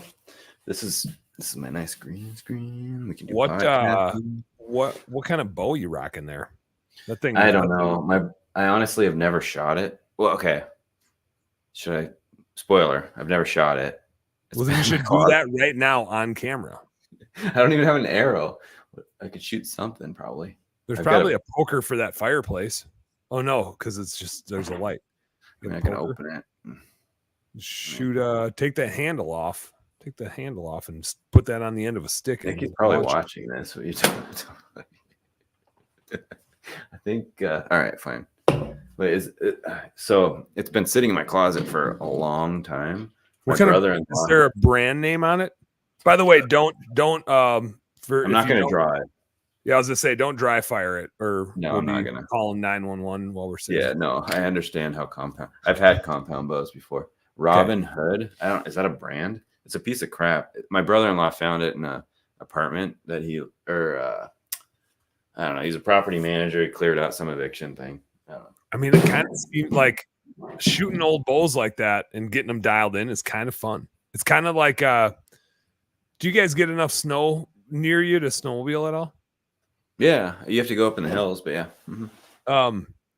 There's like a snowmobile culture of people that love finding super old, like 70s snowmobiles, 70s and 80s snowmobiles that are super inefficient, gas guzzling, slow moving machines. Yeah. But it's like, it's their jam. Yeah. And like fixing them up and getting them to run and going on trips with them. And I feel like tinkering with old bows like that, the arrow, lobs out to 30 yards. You gotta arc that baby. But they're fun to tinker with and try to get dialed in. Yeah. I mean, like a bow a lot like that, I killed my second biggest buck ever with. Really? Looking a lot like that. Yeah. So I've been hunting lots of times. I've shot lots of ducks and I've walked around in the woods. With the bow. Shooting ducks with the bow. Just Legolas. Just sniping. Yeah. That'd be sweet. Yeah. No, I definitely have shot arrows up in the sky. It was a bad idea. I was a kid. For fun or at something? Yeah, for fun. There was nothing up there. It was just blue. Just sky. Shot it up there, and then I lose sight of it, of course, because it goes so high. Is that why you're sky power wash? Does that have anything to do with being sky power wash? Just launching some shit up there? Okay. Yeah, no, nothing. But I have shot him up there, and then you lose sight of him, and then you just run around with your hands on your head, hoping that the arrow doesn't, because your hands will stop the arrow. You know that. This is some roulette type of shit. I mean, maybe it would stop the arrow if you got a field point on there. I hope you weren't using broadheads. I don't know. I was a kid. It was like a little compound, but I mean, hopefully my parents aren't watching right now. But it was a little. No, it's Well, you're fine. You're fine. It's yeah. past What do the they call that? 4 year. It's past the 4 year statute of limitations. 4 years. Yeah, you Yeah, can't get in trouble it's for been that at anymore. least 30 years. No, 25. Oh, God, I'm so old. No, Anyway, 6. 6 years. It's been at least 6 years. Yeah, right. Last week. Yeah. No, but yeah, I've done that. But no, I would love to go bow hunting. I've been walking through the woods looking for deer to shoot with a rifle. I have a 7mm Remington Magnum, so I've got a sweet rifle. That'll do some work. Yeah, so I could take down an elk pretty easy. Yeah, I just need to find one and then pull the trigger. You know, you should have a tag when you do that. I recommend like not just find one and pull the trigger, but you're gonna want to have a tag for it. Yeah. No, I've done that too. I've got those tags. You got one of them tags. No, my dad's an avid hunter, so I've gone mule deer hunting, and I've helped field dress a deer, and pack it out. Shit, we hiked. That's in good 8 workout. miles. There's some exercise. Oh my God, yeah. I mean, they're big mule deer over in Central Washington, and we hike in 8 miles up this ridge, set up camp. Oh hell yeah! You know, yeah, it was pretty sweet. And then, I mean, you were probably hiking 5 miles. I mean, the deer was shot probably 5 miles past the camp. So we're hiking. Yeah, you got camp set up, and then you're going out hunting from there. Right. Yeah. So we're probably 13 miles up this damn ridge, and you got to pack all that crap. I mean, it was multiple. I don't remember, 2 or 3 trips. At least if you're up the ridge, on the way out, it's back down, because it's really bad when you shoot them and they're down, and then you got to call them out. Yeah. I've never done it before. I did it once with whitetails, but it wasn't 8 miles. It was like 800 yards, and that was bad. Yeah. And a whitetail's a little smaller too. Yeah. Yeah, those muleys. We didn't pack it. We tried to we half cut it up and half dragged it, and that still sucked. Yeah. No, this one you definitely had to slice up. Actually, we had one trip where we had mules. That was sweet. Oh yeah, that'll do it. So we had a couple mules, and they'll carry some shit for you. Yeah, tie the damn deer hole to it. Well, I guess you got to pack it back to the mules. So cut it up a little bit. Still got some work to do. The biggest buck that I shot a couple of years ago. I act like I know what packing a deer out is. Like the only thing I've ever shot is whitetails. I am going elk hunting down in Arizona with my buddy Ben this year. He drew a tag, so I'm only along to carry some shit out to call, to try to get him in front of an elk. Like it's bow hunting, so we got to get pretty damn close. Yeah. And if we get one, we're blood trailing and packing. Yeah. Although in Arizona where we're at, we can bring 4-wheelers down. So we're probably going to do that and be within a mile or two anyway. But still, even then, hauling that stuff out is multiple trips. Yeah. I had the biggest buck I ever shot a couple of years ago in Illinois was 240 pounds we weighed it at. And I shot it within 60 yards of the road. I mean, I was sitting on this weird little finger of public land. It's this little tiny triangle, isosceles triangle against the road and some private. And I'm just in there, and I spined it super conveniently, which was not my intent with my shot. It was just quartering towards me. And I was like, there it is at 10 yards. I got to shoot it. And I 10 yards shooting down from a tree, spined it, dropped it, got a couple more arrows in it, finished it real quick. And so it's laying dead there 10 yards from the tree. And I just remember and it's I'll say where it died now, it's 70 yards from the road. I think my tree was 60 yards, I figured. And it was a slight incline back up to the road. I mean, not like a hill, but an incline. And dragging that thing even 70 yards, I think I stopped every 10 yards. And it was me and Ben dragging it. It was 240 pounds of dead weight with that friction. We didn't carry it, we just dragged it. But I just remember being I can't imagine shooting this way back in anywhere. I'm 70 yards from the road, and I'm thinking holy shit, this is a son of a bitch. Yeah. So I'm a little. You got to chop it up if it's anywhere close. I mean, I think if it was any farther than that, I probably would have chopped that thing up. Yeah. Oh yeah. Yeah. You drop everything out of your pack, right? You leave it at camp. You go out, you quarter it up, you get everything that you could possibly carry for 13 miles or whatever.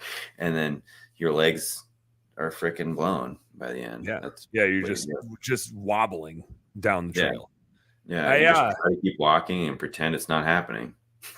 There's a correlation between outdoorsy people doing hunting and fishing stuff, especially if you get sick and you still endure it for a while, and small business ownership, which is you just have like a weird level of resiliency or ability to handle discomfort.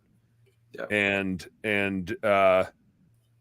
you get a weird, I'll say pride for lack of a better word, but you get like a weird pride from like overcoming really hard shit, even if the gain from overcoming it is just that you're not in the shit anymore. Like maybe even things aren't even better, but you spend 2 days in the rain out on a mountain, and then the third day it's like sunny out, and you're still just like out on a mountain with a bunch of wet gear, but you're like, oh man, this is gorgeous out here. Right. And like things are awesome. Yeah. And you're still just stranded out on a mountain, but your perspective changes, and like there's just this mass appreciation for like, we endured that, or we made it through that, even though it's not like your situation's any better. You're still uncomfortable because you're sitting on a pile of rocks, but and you're like sleeping on the ground, but you like overcame some shit. And I think there's a high correlation between outdoorsy people and business ownership, and vice versa. That we tend to not be intimidated by uncomfortable situations in a way. Maybe that. Like discomfort isn't the thing, but challenges. Like we seek out challenges in a different sort of fashion. I don't think if you're afraid of difficult stuff and challenges, you probably don't get into small business ownership. Or if you did, you probably get out of it pretty damn quick. And you probably don't go mule deer hunting 8 miles out and 5 miles away from that camp, or out on a boat for 3 months. Like you just don't have it in you, and you can't tough it out. Makes sense. I mean, I never heard that, but I mean, it makes perfect sense because I don't know. I just made it up, so I don't know. Perfect. I didn't hear it. I've never heard of it. Yeah. It's like it's an observation. That one's not a realization or a reflection. That one is an observation. All right. That's just. I mean, it makes sense. I mean, you think about it, like it's do hard stuff. It's just so I get bored if I don't have a challenge, right? I'm like if I'm not a little bit nervous, I feel like I'm not trying hard enough. You know, like there's got to be something going wrong. Otherwise, it kind of makes me more nervous. You get like worried about not being worried. Like, shit, I better be worried about something. More worried. Like I'm more worried when I'm not worried. When you're not worried. Yeah. It's like an inception thing. Like you're at a second layer. Yeah. It's like, I'm like, things are good. I'm not worried. Wait a second. If I'm not worried, I'm missing something. Right. Now I'm really worried about what I should be worried about. Yes. Yeah. And so, and I can play this back a couple of years ago.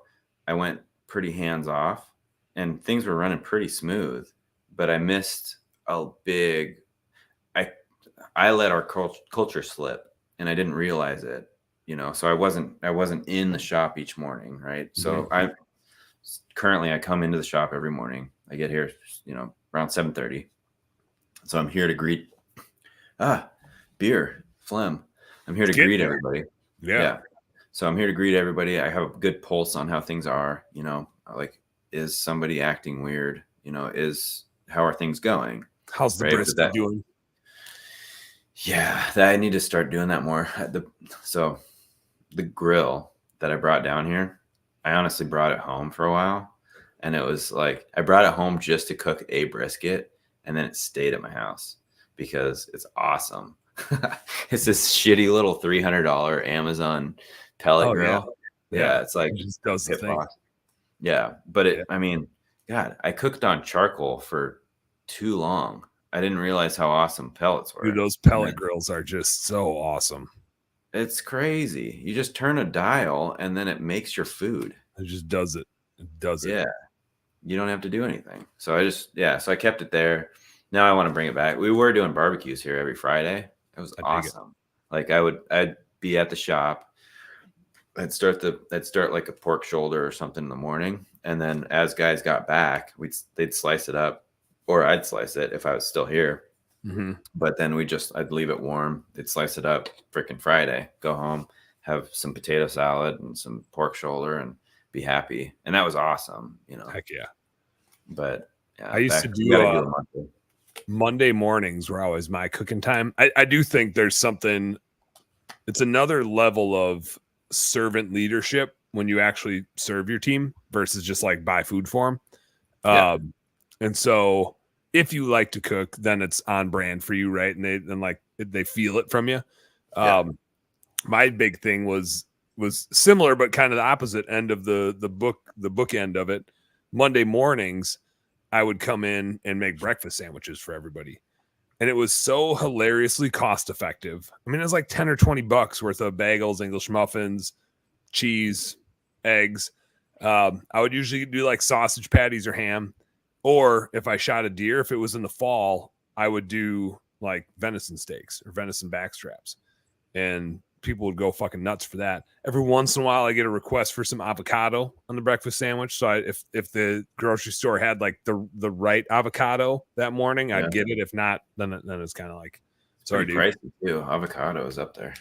Sometimes you can get them like $5 for $5 though, and you're just like, I just need like one or two, so there's another $2, you know. So that it did a couple things. One is it makes the worst part of the week fun. Right? Like Monday mornings are usually like the worst part of the week. And so it changes the vibe of a Monday morning. It reduced that like call in on a Monday morning, I'd say 75%, because people are showing up because they know they're getting a hot breakfast sandwich. And like, I make a fucking good breakfast sandwich. So we just had like a griddle there. We had a toaster oven, and we just whip up breakfast sammies on a Monday. And it just changed the vibe on Monday and it like set the tone for the week. And it was just a badass way to start a week. If I missed a Monday, which every once in a while I'd be like traveling for whatever, especially as the bookkeeping stuff got going. If I missed a Monday, you could feel it like perpetuating that the week just didn't go the same.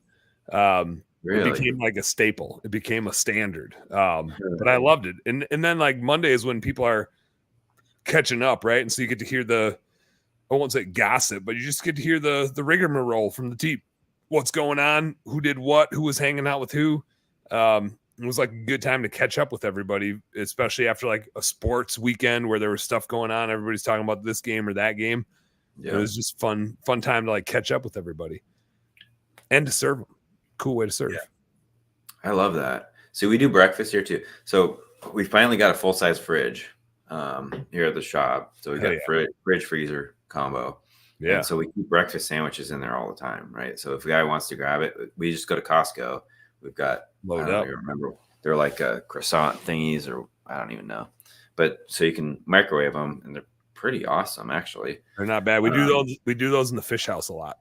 That's like, especially the day we're leaving, do some frozen breakfast sandwiches in the fish house. Yeah, like Jimmy Dean's or whatever the heck they are. Hell yeah.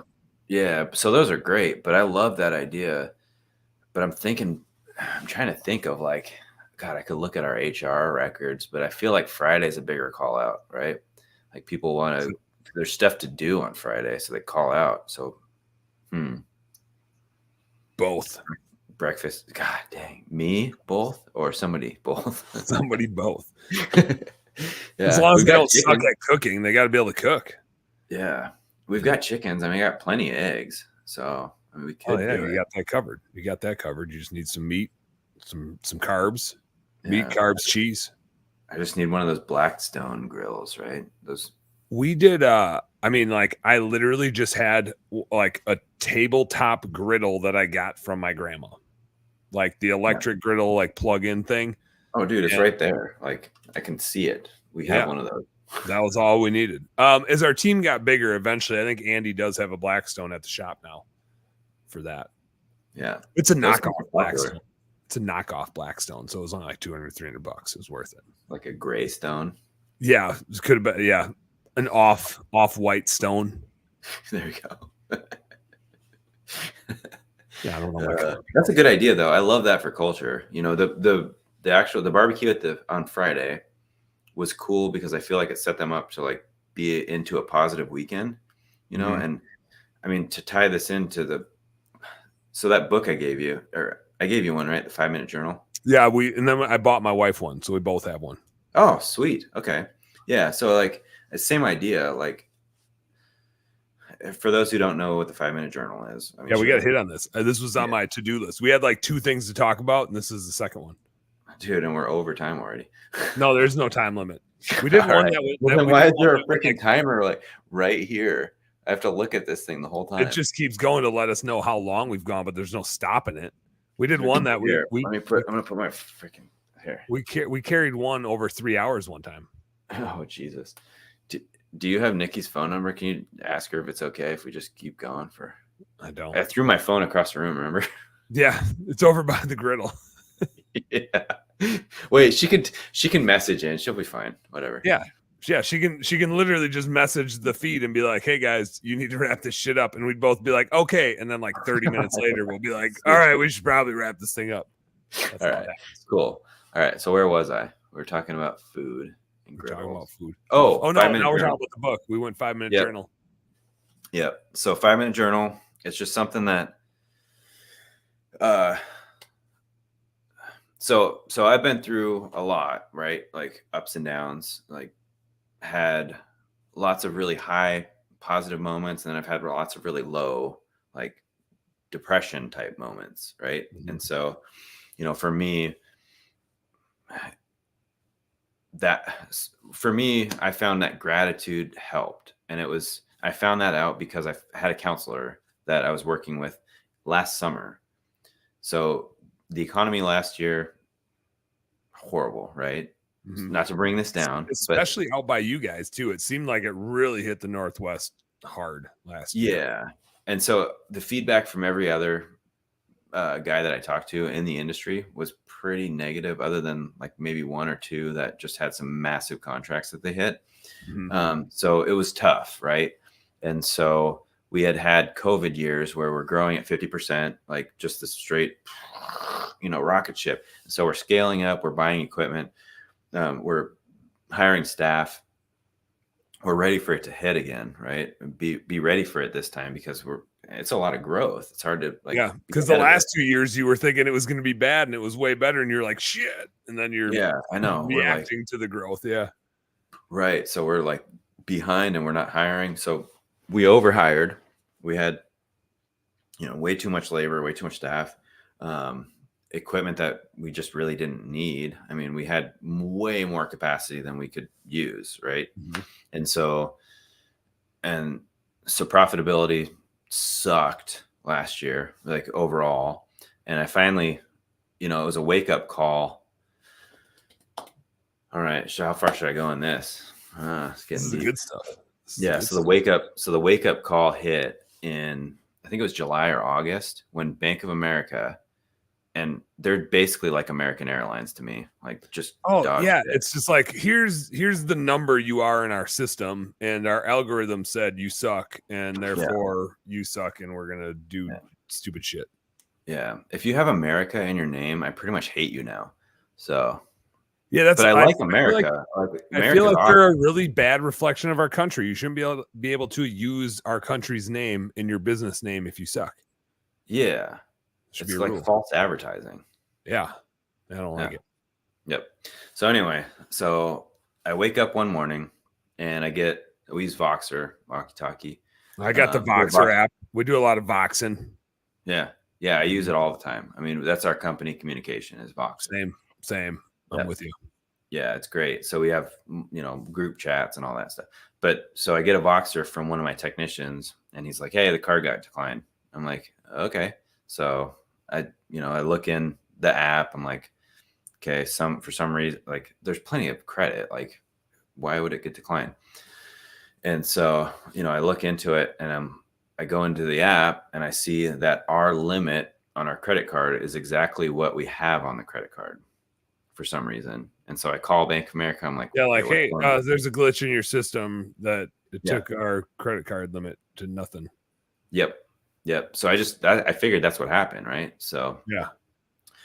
So So I call them, try and figure out what's going on. And I called, 3 or 4 times probably, and got 3 or 4 different explanations for what happened. And, finally it was just like, okay, what the hell, Oh, and that wasn't the only card they dropped, right? So they dropped my personal credit card. So I had cards, everything was Bank of America. It was business. Oh and yeah, they all of your shit. Yeah, they took Damn. everything. So they dropped every credit card I had with them down to what the limit was. And it was with because zero they were notice. nothing, no call, no courtesy, nothing. Just like took it. And I've been banking. I literally, I'm closing all my accounts. I'm still working on it. It's fucking crazy trying to get away from Bank of America because they put you on hold and then they transfer you, and I forget. Dude, they're a cable company, man. They're just a cable company. Mm-hmm. They could be selling you any shit for your TV. Yeah. So they're dog shit. I hate them. They're terrible. But so they took everything, all of the credit, took it down to 0. And it was because they were going through something. They had some kind of, it was very public, right? Like there's some kind of, some cyber attack type of thing. Well, no, it wasn't that. It was, they had some kind of thing, like not a scandal, but something, but they were basically like fighting. They were having a really hard time financially. And so they were just trying to reduce risk. And I get that, right? That's what they're doing. They're just like pulling in what they like classify as risky. So they're just there was last year too. There was just like kind of the run on banks a little bit where they all knee jerked because a couple local banks went, and then all the experts said the whole banking system is going to fall apart again. Yeah. Which didn't happen, but like a few people said it was, and then therefore everybody reacts to that. Yep. And so we were a victim of that reaction and had no notice of it. And, I'm extremely credit worthy. I have 8. What's my score? 7. So, it's top tier, right? Prime rates. Mm-hmm. And so I'm like, what the fuck, And so they took $120,000 worth of credit from me across personal, business. Bonkers. Yeah. Fucking so it was just instantly gone. And I'm like, what the fuck do I do now? Because we're in the summertime. And, for us, our seasonality is spring, summer, Christmas lights, fall, and then winter is just down to the floor, right? So we knew we had the seasonality, we had this revenue curve, and so we, being a shitty spring, we were dipping into debt a little bit too far anyway. So it's a good wake up call for me in hindsight, but. Yeah, it forced the issue on you, which sometimes, like, I've looked back at times when that happened, like COVID, that kind of did some things to me where I was like, now I need to do this. Like, I've been procrastinating doing this thing and making excuses for it, and now I need to do it, and it's the thing I've needed to do for a while. So now I just got to do the thing that I've needed to do. Right. Yeah. And so, it's a good thing overall, right? It opens your eyes to what you should have done long ago. But it's shitty when that's the way that it happens. Yeah, it's very stressful, right? So I'm like, so now I'm like, all right, I'm fucked. Business is gone. Whatever. I guess we're just closing up shop because we don't have any money. You kind of need money to do things. Money's important. Money's important in a business. Yeah. I think who was it? Was it Ziegler that equates it to oxygen or something? It's not the end all be all. Yeah, but you do need oxygen to breathe. So you're kind of dead if you don't have it. So we were kind of dead, but then I went around, I found a local credit union. They've been awesome. And it was like instantly I had 80,000 of credit. So like, it wasn't a huge problem like I thought it was, but in the moment it's like, well, man, you lose some sleep. You lose some sleep pretty quick. Yeah. And then so that you get that rumination thing going. And I mentioned rumination earlier and when we were talking, and that's like what I was doing. I was negatively ruminating. Oh yeah. On like, you just tell yourself the story. You just start telling yourself the story. Yeah. And none of it really exists. It's just what you're building in your own head. And so I was doing that. I was just fucking focusing on all this bad shit and like hyperventilating, like I literally would go nights without sleeping. And finally, like, then that makes it worse. Like now you're in a worse physical and mental state. It's just like compounding. Yeah. All right. Nikki's favorite. There you go. This one's for you, Nikki. Yeah, getting deep here. So I'm ruminating. I'm like, all right, I got to do something to switch this. So I go to the doctor. They do the med thing. I'm like, this fucking sucks. Like, I'm taking different shit to try and sleep, and then I feel like shit, like way worse the next day. Yeah, like antihistamine. That's like, so you were a victim of every drug commercial the rest of us have ever seen.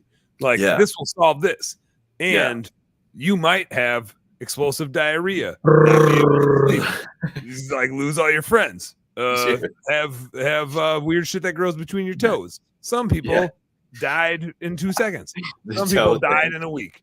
Oh man, I got another story about the toe thing. With some nice, like, colorful music behind the scenes and people dancing around like, wee! I got rid of my one thing and got 12 other things. Yep. Yeah. So that stuff is stupid. I mean, you're not going to Band-Aid fix, that what's going on, right? So talk to a counselor, and I thought about it later. Their incentive is to keep you too, right? So they don't exactly want to fix you, I mean, they just want to give you hope. It's like the game of golf. Like Robin Williams said about the game of golf. Like, they put a little flag out there just to give you some fucking hope. Yeah. So it's all incentives. But she gave me a great piece of advice, and that was to write gratitudes before I went to sleep. Mm-hmm. And so I was just on my phone. I had a notes app, it's iPhone, whatever. It has notes. You didn't have a notes app. You had the notes app. The notes app, the iNotes or whatever the fuck they call it. Whatever. So I'm writing notes. I write 3 things I'm grateful for before I go to sleep. Right. Mm-hmm. And it was a struggle at first. I could not think of anything, I'm ruminating on, like, okay, the business is going down in flames. I'm going to lose my house.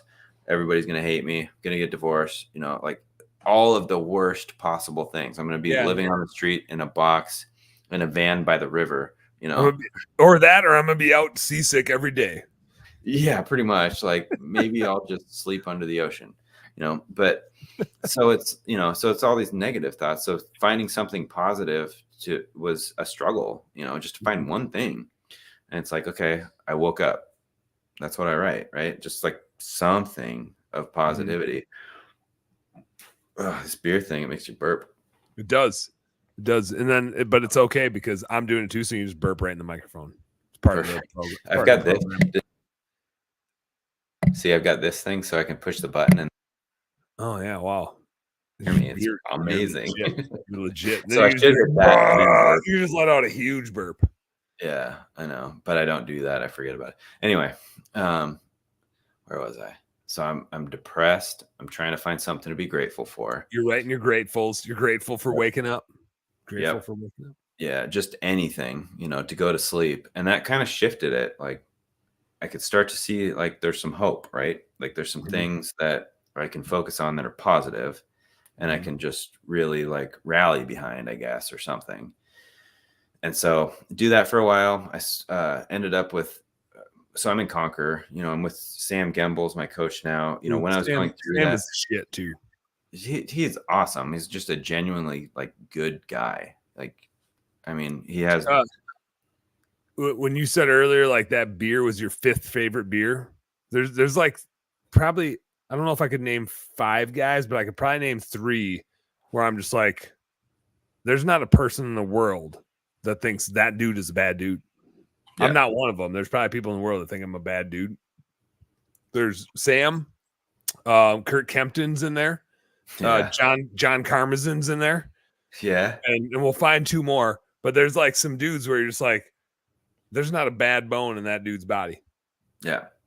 Yeah. And I'm friends with all those guys. Like, Kurt's awesome. He's hilarious. Super good dudes. The ice cream. Super good dudes. Yeah. And then Karmazin brought me into War Plan. So, I mean, I love that guy too. He's going to be farming saffron because of me, by the way. Saffron's that really expensive, like the world's most expensive spice, isn't it? Dude, I think so. Something. It's very expensive. I think it's $18 for like a little 1-inch. Yeah, but now when he starts farming it and flooding the market with it, now the price of it's going to go down and it won't be the world's most expensive spice anymore. Maybe. I don't know. He's in Pennsylvania. It's supposed to be like the best growing climate for whatever. Is it? I don't know. I was gonna farm it myself, and then I realized I couldn't. So now I'm gonna farm mushrooms.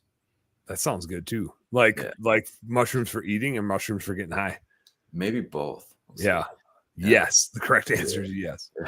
Yeah. So no, when I was when thinking. Oh, go ahead. Sorry, I cut you off. I was excited to get back to your gratitudes. Yeah, let's go back to the gratitude. That's fine. I was thinking chanterelles, the good eating. Those are tasty. Mushroom, those are tasty. I want some that look like there's obviously there's a word for them. The ones that look like Mario Brothers mushrooms. Oh God, Amendola or what the Amendola? Danny. He played for the St. Louis, whoever's the Rams and the Patriots. Yeah, Patriots. Yeah, he was on a couple teams. Yeah, he was good. I didn't know he had a mushroom, but that's cool. Yeah. No. What the hell are they called? It's not Amendola, but it's the ones that the reindeer would eat. And so the backstory of Christmas. Yeah, big fat guy in a red suit. Yeah. I've had too many beers for this. Let's talk next episode. Episode. We'll do that.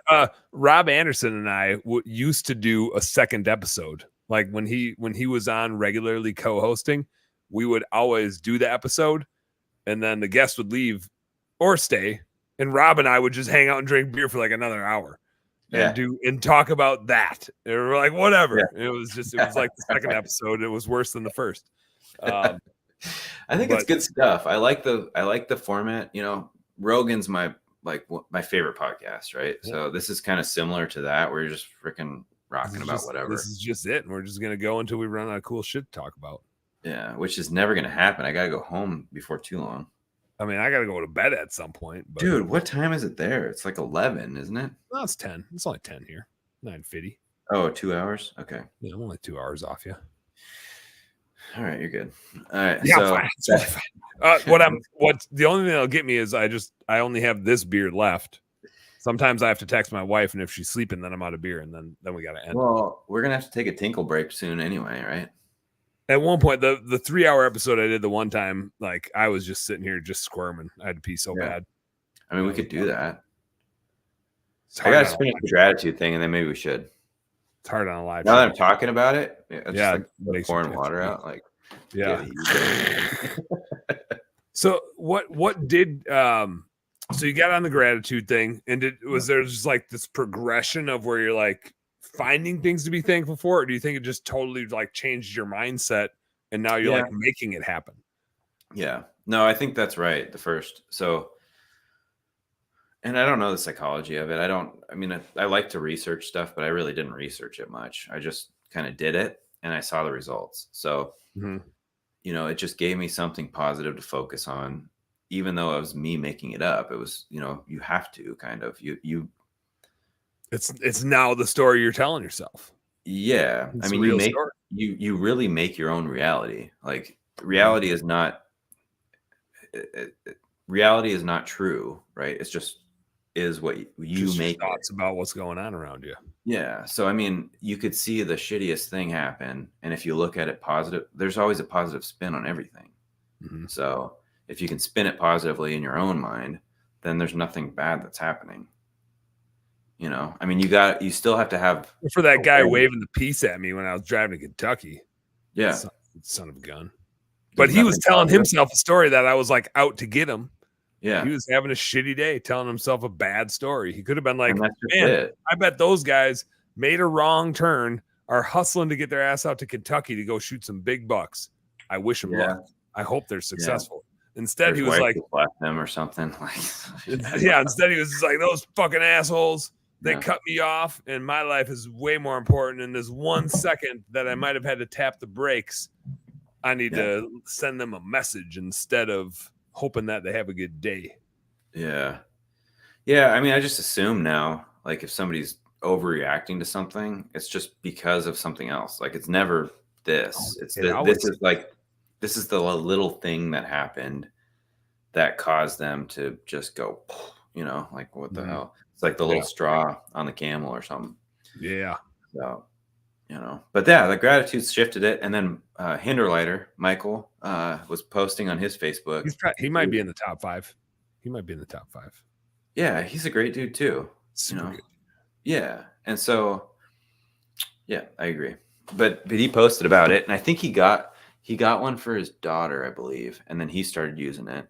And he was just posting that he like it was I think it was for accountability for himself.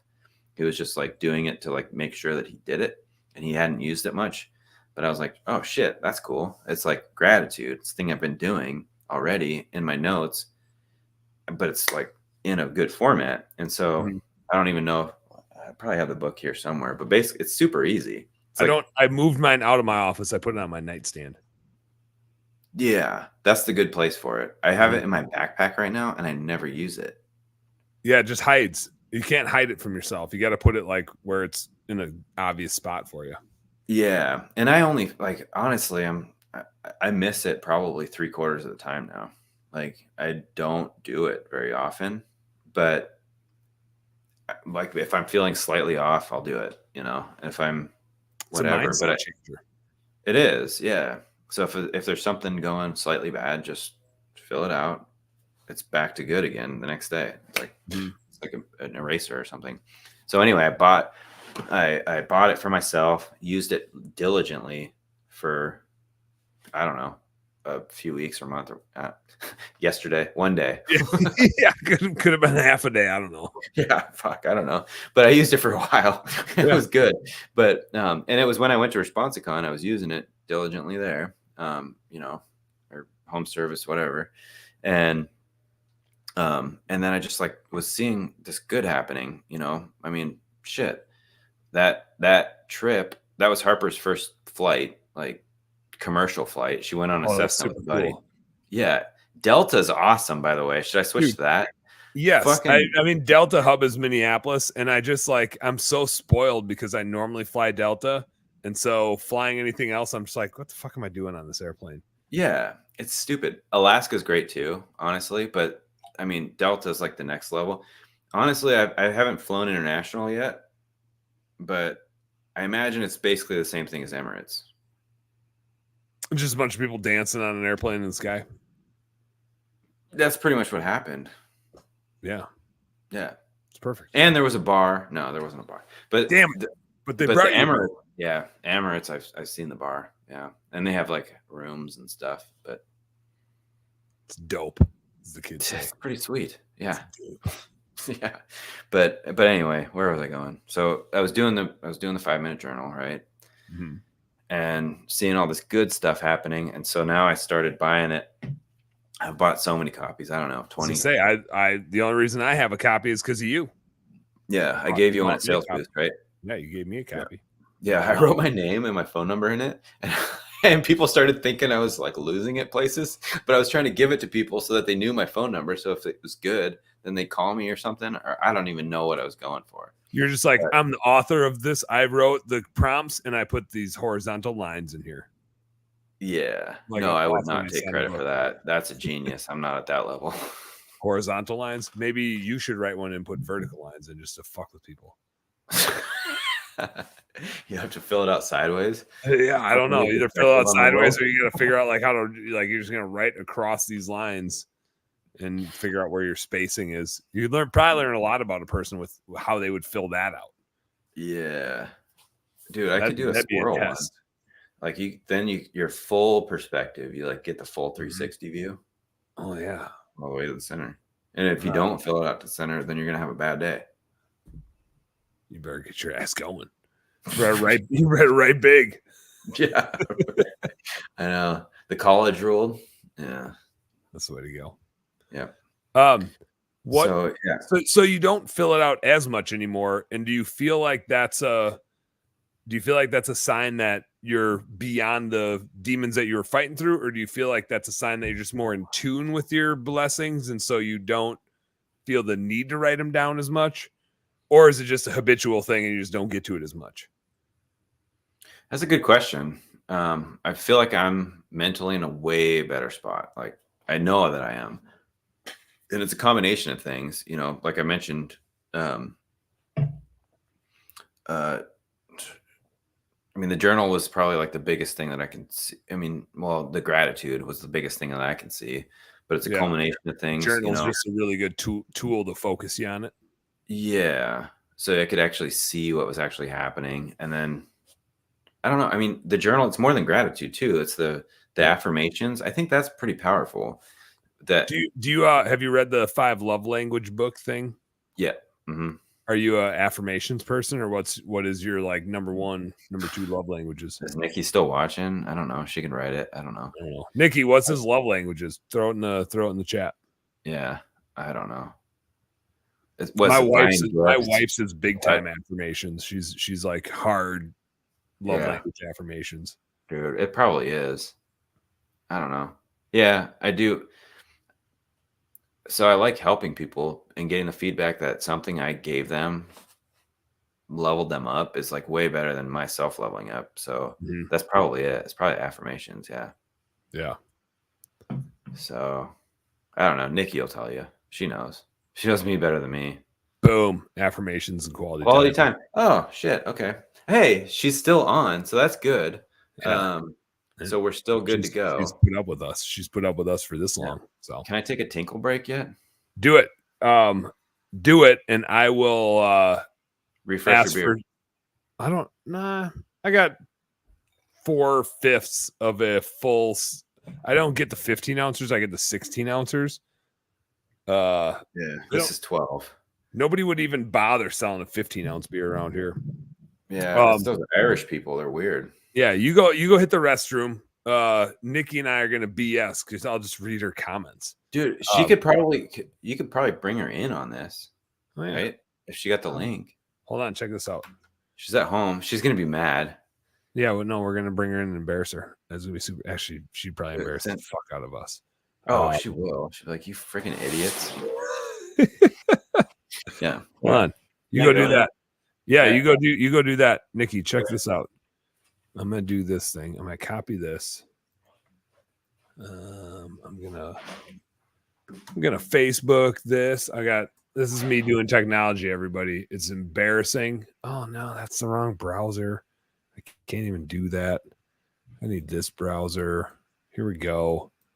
I'm getting this up here. I put my second screen above my first screen because my chiropractor said so. It's better for my neck. So I'm always like doing this. All right. Hold on. I gotta get the Facebooks open on this other browser because my login is saved and I don't know what the hell my login is anymore, so I can't even get in here. But now I'm in. And where did my other window go? There's my other window. Here we go. Why didn't it like that? I'm trying to type stuff and it's not doing cool stuff. Here. Nikki, now you're in. You have the power. Whether you like it or not. Oh, come on. She says, no. I just washed my makeup off. Because I mean, oh yeah, now it's like lagging because I'm on this other screen here. Let me turn this off. Now it's not lagging anymore. This is not a show about looks, or this show would not be happening. Oh, she doesn't want to come on. She said she's not going to come on because she just washed her makeup off, and I was like, this is just not a show about looks. Also, like 99% of the interaction with this show is on the podcast. It's not on the live feed. So what you look like is irrelevant on the podcast. Nobody's going to see you. She looks better without makeup anyway. She doesn't believe it. It's in your messenger. My wife does too, actually. She's like, it's a skill set. Yeah. It's in your messenger, Nikki. It's in there. Hold on. Now I got to see, did it even go through? Now I got to open it back up. I got to log back in. Find a hat that says here for the beer. Yeah, just throw on a hat. Do cool shit. It's in Grab your feet. Grab a Bodie, your favorite beer, to join us. Look at this is just proof. Together. I'm gonna do a screen share here so everybody can see that I invited Nikki. See, check it out. There's the link. Oh no! Right, oh no! She's in. She's in if she wants to be. Oh man, All right. calling her out. That's I'll you're stop. braver than me. You know you're gonna see her physically look one at- of these. That Oh, Damn it. was a party. Harper. My camera's flipped and I don't like that. It's okay. Yeah, no, It's doing the mirrored camera. I hate Well, that. no, it's correct. It's how we see you. I don't like that. Yeah, now your left is your Anyway. right. Your left. It's backwards, and then it's really hard to Not the know. mirror. It's weird. It's very weird. Well, no. Okay. Okay. It's actually like StreamYard is just like that. Like I'm going this way because Justin's over here, but he's not. But he's not. Wait. But he's not. Oh, I'm mirrored too. I never even. Justin, I don't know if you noticed, but when your shirt's folded in, it almost looks like it says sexy. Ooh, Oh wait. yeah, it totally does. The K kind of look. Yeah. Yeah, I was noticing it's that earlier. true. It's true. That's super cool. Yeah, sexy power wash. Daddy, Why wouldn't you do that anyway? the hot tub is still cold. Oh, now you're busted. No, we got a new hot tub. Wait, a new old hot tub. It was a free one on Marketplace. Everybody's into the ice baths nowadays. The cold tub, you could just cold plunge it. Yeah, I got one of those too. Yeah, Wait, how he doesn't cold use is it, Harper? Wait, Did you you go haven't in it? even used that yet. What? Your cold plunge. Oh yeah, I was gonna do it with Cole, but then he went too fast, and I just kind of like was not motivated to be cold. This Cole McLaughlin guy that chimed in earlier and said, Yeah. "Let's go." That guy. Yeah. I saw a video of him cold plunging the other day. He didn't last super long. He was in and out of there pretty No. quick. I thought he said 3 minutes. You're supposed to do 3 minutes. We were supposed to go live together on StreamYard, and then he got antsy, went first, and then I was just like, I think I'll skip it. I do the cold showers. Like I do. Yeah, you're a cold shower sort of dude. Yeah. I'm like right there with you. I'm a warm shower sort of dude. So like I'm right there. It's pretty much. The I'm same like thing. a scalding hot shower type of person. That's what my wife is too. When if she gets out and I get in, I'm just like, whoa! Like It's a yeah. it's like a sunburn hitting me. It's a girl thing, I think. Is it? Yeah. I think do you guys just run that cold that you need it that hot? Yeah. Constant. Yeah. My office yesterday. Okay. See that sweatshirt that she has on there? See how it says Day Wireless Systems? Okay. It should say Sky Power Wash, but she works for that. And then, so she was at the shop yesterday working. Yeah. For now. Yeah. She was at the shop working in my office doing her stupid job. And then she had the thermostat turned up to like what, 80? My ankles were cold. Okay. You need a fan to push the air. My My ankles were face cold. was so hot when I walked in there. Just for what it's worth, so that she doesn't have to feel alone. I have a space heater right down by my beer fridge. See? Yes. Hold on. We keep the house at 68, and I'm the farthest from the furnace, and so like my office is like 60 in the winter. Okay. So I have a space heater because my Yeah, ankles. My that ankles actually get looks like the one I had at the shop. That when I worked at the shop. It looks exactly like the one I had at my feet. That was like it was like, I don't know. It looked like it had been there for 20 years. Yeah, gotta throw some heat around. Yeah, for sure. Well, we keep it pretty like, Justin, I have caught you turning the heat down to 63 at night. Yeah. Well, okay. Our Well, thermostat night, sucks. yeah. It's not actually 63. Is it? Well, I mean, I don't maybe know. it is. It I don't doesn't know. seem to work very well. It's the stupid remote. Our heat pump sucks. When I was in college, and this isn't going to surprise either of you guys or anybody else that hears this podcast or is watching live. When I was in college, I kept my house at 58 in the winter. 58. No. Three reasons why. I have three really good reasons why, and you won't be able to debate any of these. Number one is it keeps cold beer colder for longer. It just does. Just end at that. Number two is I'm cheap. I've been frugal. I was gonna be frugal. Our insulation was bad, and so like I didn't have $200 to pay for a heat bill. I had $100, so I made that bill be $100. Number three is when you're in college and you're still in the dating game and you have a girl over, she wants to be a lot closer to you when it's 58 degrees than when it's 68 degrees or 78 degrees. So it was a strategy thing. Okay. Three strategies, and I was willing to put up with it being cold in there to execute on all three of those strategies. Yeah, I mean, that makes sense. That's a good one. Justin, I told you you wouldn't be able to debate it. It was Justin had a whole little wood stove in his little cabin that he brought me to. What is it? Like this? It's too warm in there. But wood. Yeah. A little wood burning stove.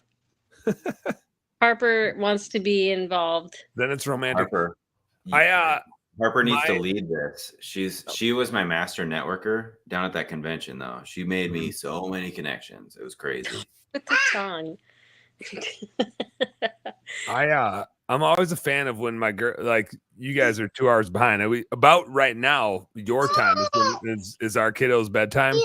But if I was on here and Danny was awake, our 7-year-old, she'd be relentless about being a part of it. She wouldn't be able to help it. She's got to be in there doing the thing. So you got to let her in. Like, it's the Harper show now. Nikki, you got to hand the phone to Harper. It's all her. I'm getting attacked by the puppy. Oh, we got a new dog too. That's serious. That is serious business. The dog wants in. Everybody wants in. Gosh. Why am I just now being crowded by everybody? Yeah. I don't know if you guys have this. Like, Dad gets attention for like 5 seconds when I get home. Everybody's like, Dad, what's up? Yeah. And then the rest of the time they're like, Mom, Mom, Mom, Mom. And like, they're in Mom's face and they're crawling on Mom. And I'm like, I'll take one. And they're like, no, I want to snuggle with Mom. And I'm just like, I'm cool too. And like, we can hang out. But the rest of the time, like, they'll if Mom's out of town, like, Dad's cool. But if Mom's in town and Mom's around, like, I'll come and tuck you into bed. No, like, I want Mom to tuck me in. I want to snuggle with Mom. I want to be by Mom. And so, like, Marty just gets crowded all the time. And I'm just like sitting around and be like, my lap is free. I'm cool. I'm here. But they just always want to be all over Mom. It's just, it's adorable and hilarious. And then, like, I'm just kind of free to do whatever I want to do. But I kind of, like, I feel like I miss out on a lot of snuggles. I don't know. I think it's kind of the opposite here. Like, I'm only really cool when Justin goes to conventions and, like, it's just me. But, like, if he's here, he's like the really fun one with the kids. Like, and so, like, I'm usually cooking or, like, you know, trying to pick up the toys and, hey guys, pick up your stuff. Whereas Justin's like, who cares about messes? Let's all have fun. Who wants to do some fun shit? And you're like, no more fun shit until you guys clean up the last fun stuff that you did here. Yeah. So I'd say it's kind of maybe the opposite in my house, but like when Justin like leaves. So when he went to Justin, what was the one you just went to? Sales Boost, right? Yeah. So when you went to Sales Boost, I was taking the kids to like McDonald's and like pizza. Like I was so cool. I couldn't have been any cooler. And I was so proud of that. And like getting them little treats and stuff. It was just like a fun, like, and it just made my life easier. So that's here's the conundrum as you say that, which is I feel like I'm the fun one in our house, but I'm also the discipliner. And so it's fun as long as we're having fun, but as soon as things go sideways, I'm the one that raises my voice a little bit and sets things straight. And Marty's very much not the discipliner. She's just like, oh, we'll just talk this out. And I'm just like, I'm not going to say what I say, but I lay it down. I draw a really hard line and then like we get results. And Marty will negotiate with them. And I'm like, hey, I'm not negotiating with terrorists. I'm just not putting up with anything. And so I'm the fun one, but I'm also the discipliner. And because I'm the discipliner, whenever that like she's around, they're just gonna be like, if we go over here, there's a way lower chance we get yelled at. So we're just gonna go over here. I think that's what we got going on. That's an interesting dynamic because I would say Justin's the fun one. I think I think they listen to him more. Would you agree, Just? Like, I feel like they listen to you. Like, if I tell them to do something, they will flat out ignore me, and I have to turn around and be like, Justin, and he'll repeat it, and then suddenly they're like, oh, It's okay. like, oh, yes, Dad. Yes, Yeah, we will do because that. Justin likes to say that it's because I lack follow through. They don't No. believe your threats. No. No, and they're right not to. Like, I'm such a faker. I'll be like, I'll throw this toy away, and then in my head I'm going, yeah, but I bought them that like for Christmas, and, And they know, and No. there's no way that toy's getting thrown away. So yeah. the best tactic I found is give them 5 minutes, right? And after 5 minutes, throw everything away that they haven't picked up, and literally do it. Like, okay, Yeah, that pick up only the has to things that you happen want. once. That only has to happen No. once. Yeah. No. Well, you get rid of the Well, shit. like that you right don't need. now, like they can't have. Justin took and hid the TV power cords from the kids. Dude, So Wesley because threw the remote. How many times did he throw the remote? Like 5. he's broken 3 TV remotes. And how many yeah. TVs? Yeah, those babies. He's got only gold. broken 1 TV, and that was a total accident. But the dude's got a track record. It's 1, 2. Yeah. So does Harper. Harper broke I mean, a TV too. How But many that's strikes? also an now? accident. They're like little kids, throwing things around and. Now, here's the thing: there's a strong correlation in our household of the more screen time they get, the more awful they get. Just like as humans, they become just jerks, and they're cranky and mean. And I'm just like, you just got this privilege, and you're acting a fool. You're acting a fool. What Like, do you think of that, Harper? What It's do you just think? crazy. But I don't do that. What do you do? Are you I sure? just sit and watch Bluey. My Yeah, brother Bluey's watches good. YouTube. Yeah. It says Well, you watch. I want to kill you. Okay. I don't do none of that. Yeah. Well, what about you watch Discovery Channel, right? And when sharks attack. Remember that one? Yeah. Yeah, you were watching that like 7 in the morning, eating your breakfast. That was a little brutal. It's an angry way to start a day. Worth it? What? Watching the sharks. So? Worth it, right? Was it worth? Yeah. Yeah. Yeah, it's great. My kids get into Spidey and His Amazing Friends. They get into that one. There's a few other ones, and it's like they just won't. They're just glued to that thing for so long, and you just can't take it away. The minute you take it away, it's All hell breaks loose. It's like drugs. Yeah. I don't know why it's so much like drugs, but it's like a withdrawal from it. It's weird too, because I feel like it was different like when we were all kids. Like I could sit and watch the TV for a couple hours. I don't think that it changed my There's thing 2. Get him. What? Yeah, this is the subject of our conversation right now. Yeah. Bring him What shouting? Yeah. Get him up here. He's coming. He just got out of the bath, so I don't even know if he's dressed. Close on him first. Yeah, I don't. This is I'm live. afraid. Can you blur live? Yeah, just put him in the background. But I don't know. I feel like because I always watched the Disney Channel and stuff growing up, and so it's kind of weird that my kids. But I guess we had commercial breaks to like break up get us away from the TV for a minute. You have a minute to mentally digress off the show for a minute. Yeah, and that just doesn't exist anymore. So like I remember the first time my kids saw a commercial, they were so angry because they didn't know. Okay, I'm being chewed on right now. Can you stop?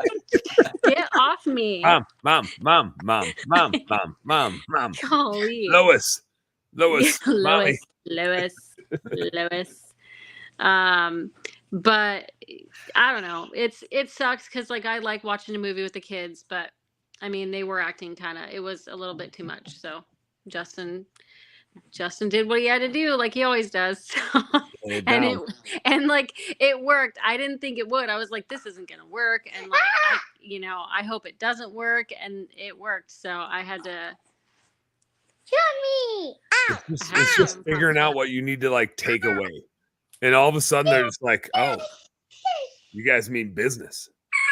And it's super effective when you're like on the same team and you tell them the same things and they're just like, oh crap.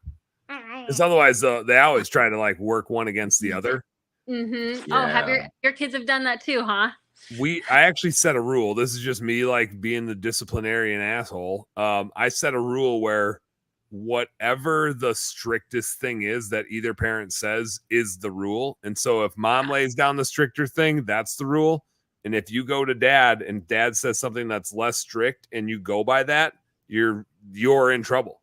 Like mom and dad are going to talk, and whoever threw down the stricter thing, that's the new rule. We do that. It's like an unspoken thing, but I feel like that's what we do too. Yeah. Yeah. I try to say, what did mom say? And then but then they say nothing. Yeah. Or you might be like, no, that's not right. Like, here's what mom said is out. Well, here's what dad says. I will, like, our house isn't like, you can hear every conversation in this house. So I will be like, that's not what I said. And it gets them so mad because, ow, no. Jesus. Puppies being puppies. Because, we should rename him Chompers for sure. But he's an awesome dog, by the way. That's a flat coat retriever, golden retriever mix. I had no idea what a flat coat was. I've never heard of it. Is that like a British retriever, like a red coat? Yeah. But flat. Yeah. No, Yeah. He's a badass dog, but he bites a lot. I'm letting him chew on your pillow. Okay. Well, you don't care. But I sleep on that. But Dan, how old are your kids? Very similar to yours. We got 7, but about to turn 8 in June. Our middle one just turned 6, and then we got a 1-year-old that'll turn 2 in June. Oh, okay. We went for the victory lap. Yeah, we got the bonus kid, which like frankly is no different than your dog. Today, Crosby was running around trying to bite Reggie, so it's like basically like just like having a dog. Like he was running around. Literally, we were just like, Crosby, no, and he like looks at us and he's like got his mouth on her back. He's just like, what? Yeah, all kids go through a biting phase. Every single one. So okay, so you spaced them all out a couple years. We did. We planned on having 2. The third one we were just like on the fence about, and then we got into the logic of like, man, if we don't have it, are we gonna regret it? And then we started having that conversation. Then we're like, well, now because we've had this conversation, now we're just like, we're in it. And then we had a miscarriage, and so then it like spaced it out another year. So it would have been like a 2-year gap and then a 3-year gap, but then it turned into a 4-year gap, which total blessing in disguise. Now like Danny can basically raise Crosby. I mean, she's as qualified to parent as I am, to be honest. So it's a fun dynamic. He's literally like the dog of the household. Just have a lot of fun, and he just chases squirrels around. Perfect. Yeah, there you go. That's kind of like Harper, except she's 7. Somebody just walked up the steps next door. That's Danny. Danny's 7, and she's got a lot of opinions, a lot of thoughts, wants to be the adult in the room, and make sure. Yeah. Exactly. That's Harper for sure, and she knows it. And like honestly, she's a mini me, and so Harper, like we clashed a little bit. Yeah, we don't always get along, but she's my little buddy. The mini me. Yeah, and like Wesley is just like Justin. Would you say that any of your kids are more like you or your wife? Embarrassingly, they all have my sense of humor, and it is so frustrating. Like my wife is super polite. Like if the word professional got used at all in my family, Justin, to what we were talking about earlier, like I don't want anybody to ever be like, that Dan Plata, that guy's super professional. It's like, no, it's not a word to describe me. Like Marty's really professional. She's super polite, like very like polished and not like she can have fun, but she has like 1/9 of the fun that I have. I'm determined to have fun. My kids are all very determined to have fun. But they have her brain.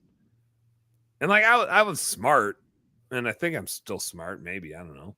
But my wife is like freaking brilliant, and they have her book smarts and my stupid ass sense of humor, and it's a crazy combination. Like the stuff they come up with and their observations, I'm just kind of like, oh, like we're like borderline, like some really like good nerds that are gonna like do some great things for humanity, or some evil geniuses that are gonna bring us all down. I don't know. Or also do something really good for humanity. Who knows? Yeah, right. I mean, even like last night at dinner, the amount of like fart and poop songs that were coming out of their mouths were at a whole nother level at dinner. And my wife is just like so frustrated, and I'm like half laughing. Like you can imagine what this dinner table looks like. I just think it's funny. My wife is like, this is inappropriate. You can't have, like, would you do this at somebody else's house? And I'm just like, no, you wouldn't do that at their house. You would sing along with them and you would teach it to them. You wouldn't just lay it down without teaching it to them. Like, that's my sense of humor. My wife was not a fan of my interaction with that, but that's their sense of humor. They're just coming up with stupid stuff and they can't help themselves. Yeah, I get. Yeah. It's the farting, the word poop, or the mouth farting, the word poop, and butts. Like that's all that both of my kids are all about right now. And so it's very I think our kids are related. I think our kids maybe and your guys' kids are maybe somehow... it's something in the water here in the US, but I mean it's the lead.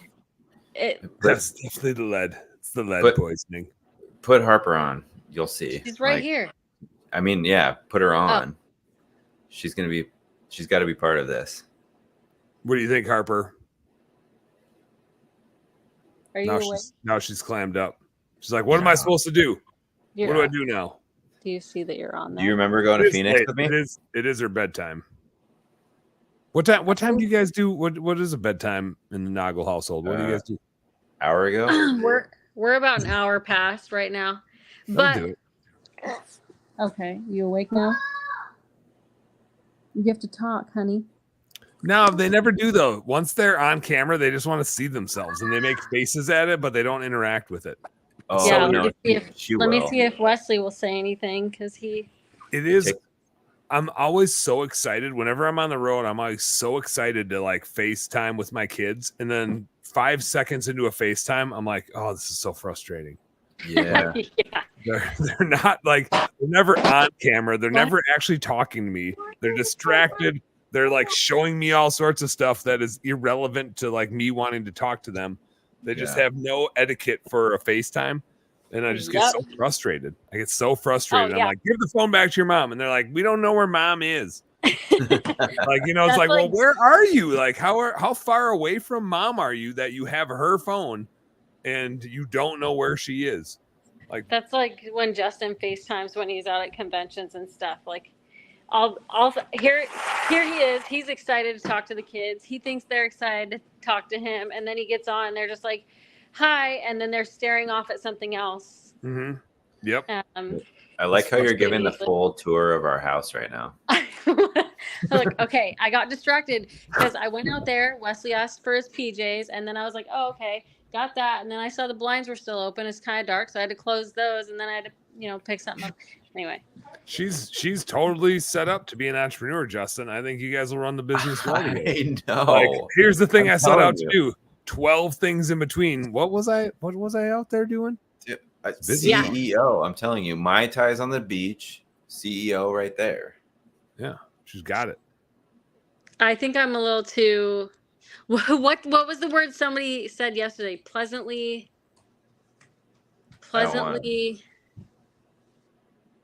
don't want to say the wrong word. No, this is a setup. I know what's going on here. I was pleasantly harsh or pleasantly abrupt or something like that. Do you remember? Oh, it was like a good word followed by a bad word, and you're like, oh. Yeah. Dad. Yeah. Wesley, you don't have a shirt on. Oh, He You have had a pants back. on though, right? Huh? He's the opposite. He's doing what we just talked about. He's just staring Yeah. at the screen, He's looking just at like, himself. let me see what I look like on there and see what my face looks like. He's doing the opposite of what adults do on Zoom videos, which is we wear shirts and not pants. He's not wearing a skirt, and we're kind of hoping he's wearing pants. Oh, like that. What was that? That news reporter guy? Was that the guy who famously? He's Anchorman. He's Will Ferrell. Anchorman. Yeah. Anchorman. Ron Burgundy. No, it's Anchorman. You don't know what that means. Anchorman. Someday I'm sure you'll be at that there's level. no way she hasn't seen Anchorman. Anchorman. No, she hasn't seen it. She wouldn't. She She loves. wouldn't be She interested. loves Lamp. I mean, look next to you. She loves it. No, I like when Dan made the Super Troopers reference earlier with the schnozberries because I was like candy bars. Candy bars. Because I that's felt what I remember. so- I don't know how I he was- said it, but Yeah, I was so embarrassed when that happened. Like internally embarrassed. Like it yeah. it drove me nuts the rest of the way home because I was just like, man, like what were they getting at? Why did they shine me that way? Like I didn't know it was my buddy's wife. Mm-hmm. And Dad, it like scared me and rattled me and Dad, intimidated the heck out of me. where And are it just made you? me question all my beliefs. And Oh, yeah. Then he's That's- like, hey, that was I pretty mean- funny when Kelly spotlighted you. And I was like, Dad, what? Daddy's at his right now. He's at his shop. He's bow hunting fireplaces. I need to set this And up you in were my worried garage. you couldn't do the podcast from home. I'm doing it just fine. Well, yeah, but yeah, you're right. But you're on Wi-Fi. I'm gonna set up a thing to be able to do this kind of thing in my detached garage. But I think I need a Wi-Fi extender because we got that. Yeah, call you it? don't want to have a Starlink? bad signal. You don't want to have a bad Yeah. signal, or it's a bummer. Yeah, it's all choppy. Yeah. We live in the middle of nowhere. I mean, do you live in the middle of nowhere or are you in like a city? I'm just outside of I'm way too close to the city. Way Okay. too close. Okay, yeah. So where we live, like your internet options are extremely limited. And so Sounds great. we got the It's Elon Musk. internet. amazing. Yeah, I want that. Yeah. I've seen like Justin I show have pictures of not like your given guys' that. yard, and I'm like, I want something like that. I just have a bunch Oh, of do you neighbors. not have like a big yard or a I yard? mean, like we have a pretty good yard. I can shoot my bow 60 yards in the backyard. Just my neighbors haven't called the cops yet. Yeah. But like we're in a not like a subdivision, but we're in a cul-de-sac. We got a nice neighborhood, but we're in the suburbs of Minneapolis, St. Paul. I want to be 20 miles farther out so I can hunt and fish in my backyard is what I want. I don't feel like there are really any like I mean, yeah, there are suburbs here. It's just like you'd find that more, I don't know, probably like Linwood, Marysville.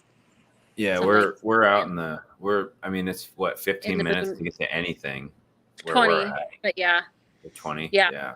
So, Yeah. I'm like a when 2-minute Great. walk. I can get to places in like a 2-minute walk. There's some convenience to that, and also it's like some annoyance. So going to the grocery store is like a few minutes away for you. Yeah. There's one that I don't like that's really close to us. Like you get out of our neighborhood, like literally just out of the neighborhood, which is less than a half mile. And there's an Arby's, there's a Culver's, there's a McDonald's, there's a Taco Bell, there's a Burger King, there's a grocery store, there's a Noodles and Company, there's a Jimmy John's, there's 4 different liquor stores. What's So I got Culver? Culver's is like a Midwest super good like burger fry joint. Oh. I'm probably missing some. There's a post office. Post office. Must be. Nice. Yeah. You have it all right there. You're just like in the middle. But it's like I would trade all that stuff for 10 acres to have some chickens on. You know, like there's way cooler stuff you can do than buy other people's stuff. I'd rather like make my own stuff. I want to grow I have a garden in the backyard, but I'd rather like grow my own food and kill my own food than Well, buy what all do you that grow in your shit. garden? I'm like, here's my staples. And I was actually just talking to the mother-in-law today because I got to start getting the stuff in the ground. Like, it's about time to start throwing some peas in. We got a really like early spring. Yeah. I gotta get like some snow peas. I'm all about some like sugar snap peas type of thing. Yeah. I'm high on tomatoes. I want to go long tomatoes. this weekend, tomatoes. Justin, Oh man, we're a month. did you already plant them? Yeah, they're on the side of the house. We're Look a out the month window. away. We're a month away here. Maybe not a month away. Because of the early spring, we probably start getting them in at the beginning of May. When my garden gets planted is less about the timing of the year, more about the timing of Dan. That's how my garden gets planted. It's just like, oh shit, I got a day. Let's go get everything and put it in the ground. Yes, same. And I usually buy my tomatoes and peppers and like cucumbers already. I don't go from seed. I get a little starter plant. My wife's cousins own a produce farm, so I just get all my stuff there. Nice. But I'm like, that's kind of my jam is I got to go tomatoes, green peppers, a few varieties of cucumbers, some green beans. Although the last couple of years I've put green beans in, they're always vine green beans, and I want like bush green beans, and they just like I didn't even know they grew on vines, and they're just always on a damn vine, and I don't like it. I want them to grow in a bush. Can you grow raspberries there? Dwarf raspberries are awesome. Dwarf raspberries. We can grow raspberries here. I've never planted them, but I got a bunch of area in the way back, kind of where I put my archery target when I'm shooting the bow that I'm not supposed to shoot in my backyard. I could throw some raspberries in way back there. Nobody would even know. They wouldn't even know. I'll put it by my marijuana plants that I don't have. Well, you can just have those in the open here. No, you can't. Oh, you can't? Well, No. then why have I never gotten called? When we had medical marijuana here, which I don't know if anyone even utilizes that anymore. You could grow up to 15 plants, but Washington state laws for recreational, you cannot grow any. Oh, really? Minnesota made it where you can like grow a certain amount. Can't, huh? I don't grow any, so I don't even know what the laws are. But I know I know people that I only know the laws because a long time ago I worked at a medical marijuana clinic, and so we helped. You were the hookup back in the day. There was no like weed there, but it was like where people would go to get their authorization. Oh, you get the card. Yeah. And so I had to know. That sounds pretty lame, Nicole. I feel like you got the short end of the stick on that one. Yeah. I don't know. It was kind of cool. I liked it. It was enjoyable. Why are you chuckling, Justin? Oh, nothing. It's just funny. I don't know. Yeah. But so yeah, I had to know the laws. And then they legalized it and everything changed. So that's all I know. That's going to be a weird industry to watch. It's just going to kind of keep bouncing around like state by state by state. Because it's still not legal federally, right? Like it's just kind of weird legally by state. So it's like wherever you go, it's different now, isn't it? I don't know if it's most, but I think it's a significant amount. Did Arizona just legalize it? I feel like Arizona more normal. Like beer is probably more like fringe than pot here now. Like, oh really? Yeah, it's like pot is more a normal thing than anything. Weird. I heard that younger, what's this new generation, Gen Z? I heard that they're not really drinkers. I just saw that somewhere. I don't know if it's true. Am I going to have to rebrand my show to be some marijuana themed show eventually? And I don't know if they smoke weed either. I think they're all about the vape pen. It's vaping. Yeah. Yeah, vaping. That's good for you. Here's some chemicals that are replacing the chemicals that we used to grow from the ground and put in cigarettes. And now we're just going to create them in a lab and make them taste good for you so that you don't get addicted to cigarettes. And they'll kill you. If I had to choose, sorry to interrupt you, but if I had to choose being around somebody who vapes versus a cigarette, like, yeah, the cigarettes smell, but at least they just go outside and have a cigarette every now and again. But the vaping, it seems like they just can't put it down. Oh, you know what I mean? I mean, it's like, it's too easy. It's too easy. The restrictions are gone, right? Yeah, it's a little, I mean, I've heard of kids like vaping in classrooms and stuff. I don't know. I don't know if it's true, but. Damn kids. Yeah. Yeah. Well. What comes first, a cell phone or a vape pen? For a kid, I don't even know. Dude, Harper had one of those watches. So, what was that watch called that Harper had? It's an Apple Watch. No, it was like a Verizon. Verizon watch. I don't know. It's like for kids. Yeah. I don't know what it's called. But so she had the watch, and she would call Grandpa. How many times did she call? She would call him like 5 times a day. My dad would be pissed. He'd be like, Oh, "All yeah. right, kid, I'm out hunting right now, or I'm out fishing. Like, leave me alone." He loved it. Like Grandpa is obsessed with Harper, but she would call him because she had like what 3 or like 5 contacts on there or something. So that's all she could do is call people. And so she did. She called everyone way too many times. Yeah, I think it's funny too because like I see people. I don't know. We don't have teenagers yet, but like Harper is telling me she's got 6-year-old friends that have cell phones. She was telling me that in first grade. Yeah, this kid has a cell phone. That these kids would watch YouTube videos on on the school bus on the way home. And so then Harper started picking up some stuff that like, and it's not exactly age appropriate for her. Man, who's parenting these kids? Do they have parents? It's fine for them to have a phone, but like, man, like put some limitations on it or something.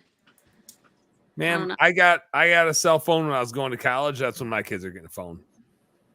Well, okay, but yours probably had minutes and stuff too. Yeah, it was like a flip. It wasn't a flip, the first one. It was 3 buttons. It was the ABC. Like you had to click it 3 times to get to the C. Yeah. T9, right? Or it's a Nokia. Well, that wasn't T9, right? What's T9 again? T9 was where you could hit enough of the letters in the word that it would figure out what word you were. Oh damn! Yeah, that was maybe on my like yeah. It was like the primitive autocorrect or something. Yeah. Yeah, I mean, I liked the phones that had the keyboard, like the very first. What were those? What was the Envy? Slide open. Envy where you could slide open ones. Yes, the one that yes. I forget. This is what it looked like when you did it. You did one of these. Yeah, Justin, you had one of those. I remember. Yeah, it was called the Envy. No, I don't. Was it called an Envy? Because you could talk no, on that it, one flipped. and you could flip it open, and you had your keyboard right here, and you could write whatever you wanted. So it was awesome because you had the freaking keyboard. I had a slider. I forget I had Altel, which eventually got bought out by somebody else, and I forget the brand of the phone. I remember if it was a Nokia. Oh, Nokia. Yeah, I played a lot of Snake on my Nokia. Nokia is one of the best phones. Oh my gosh. I had like 3 of them because I kept breaking them. Even though they were like a brick and they were hard to break, I kept breaking them. And you should have seen Justin break his phone earlier. He threw it across the whole office there. He's got an OtterBox. Oh, it's in my pocket now. Yeah, OtterBox? No, LifeProof. Oh, you picked it up. You picked it up when you went and took a leak. You recovered. That's why he wanted to go to the bathroom. He needed to check his phone. Spiggin. Oh, I thought it was like a fancy. Okay, well, shows what I know. Yep. That's nice. You need a best damn bookkeeping bottle opener on the back of that, I think. Yeah. I took it out of my wallet. I'm a minimalist now, so. How are you going to open a beer? I still have it. I get cans. You're a minimalist? Did you just say that? Yes. Yeah. Do you know how many boxes you get from Amazon each day? I don't think I mean, that's for the business. It's different. Yeah, the business, Justin, isn't a minimalist. Sure. I'm a maximalist in business. Yeah. So I have minimalism. I have $3 in my wallet. 1, 2, 3. Hey, Justin, being broke isn't the same as being a minimalist. You know that, right? That's a different thing. Yes. Yeah. Like being like, Nicole, you're going to have to pay for this. That's different than being a minimalist. Yeah. I got my Amex Gold card recently. Whatever. Go platinum so we can use a Century Club or whatever. Like what? JC always go. What is it called? Platinum. Yeah, you get the platinum one, so you can go to the. That's like a $700 annual fee. No, thank you. Yeah, not worth it. But no, I've got money. It's just in the card. I shouldn't put my card number out on freaking. Yeah, don't hold it. Everybody, here's my card and my social security number. There you go. Anyway, minimalism. It's good. It's all right. I don't know. I will never be a minimalist, but kudos to those. You sit on this thing. It's way better than that fat wallet I used to have. I just never put my wallet in my back pocket. I thought you put your wallet in your front pocket. Yeah. I mean, I do, but then it's a big fat thing that protrudes out in front of me. Easy now. Whoa, whoa, Whoa. whoa, whoa, whoa, whoa. And we don't This need Whoa. 2 of those. is a PG-13 show. Dustin, Holy stop moly. it, Jesus! This You're is right, you worse don't than need when to- you posted the shirtless selfie on Facebook when I was waiting in the car outside the gym. Yeah. You don't need 2 of them It because was you got my your first. phone. That was my first 3-minute cold shower. Have you done It's all have you amped done that? I can't remember. Have you done that? Nah, I'm really into the hot showers. Like everybody's going Yeah. cold showers. I like to buck the trend. I'm going like nice warm showers for like I mean, try it. instead of 3 minutes, I'm going like 10 minutes. I'm all for 10 it. minutes of hot. Going- Yeah. Hot going showers, for it. heck yes. Mhm. Yeah, I mean, because the steam is good for your skin. Super good. There you go. oh, And I'm trying did to I- look younger. Did I tell you at Sales Boost I set the fire alarm off at the hotel? Was that from the cold shower? No, that was from the heat to warm That up. would be from the cold weird. shower. I So What are you Yeah. eating? No, it didn't go off. I didn't hear the alarm go off, but I remember you mentioning it. yeah. So it was like 7 a.m. I don't know if it was I think it was like part of the hotel we were in. I might have So been I out. did the I cold. might have been out jogging. I might have still been outside. Yogging? It was 7. Yeah, probably. I think it was that morning. So I did 3 minutes of cold, after hitting the gym, and then I was like, whenever I do too much cold, circulation sucks ass. So you got to get it kicked back up. So I was like, well, screw it. I'll turn the shower on, and then I put a towel on the drain and just to fill it up and make a bunch of steam. Steamy as hell in there. So then, warmed up, drained it. And then I thought the steam was gone in the bathroom. And then I open the door and I walk out, and it steams up the whole room. And then the fire alarm beeps at me like 2 or 3 times. And I thought it was just my room. And then I came down, and Dan Fletcher with Hire Bus. Yeah. He's like, he gets a text message from Brandon Vaughn. And he's like, that fire alarm really threw me off at 7 this morning. And I was like, oh shit, that was me. Yeah.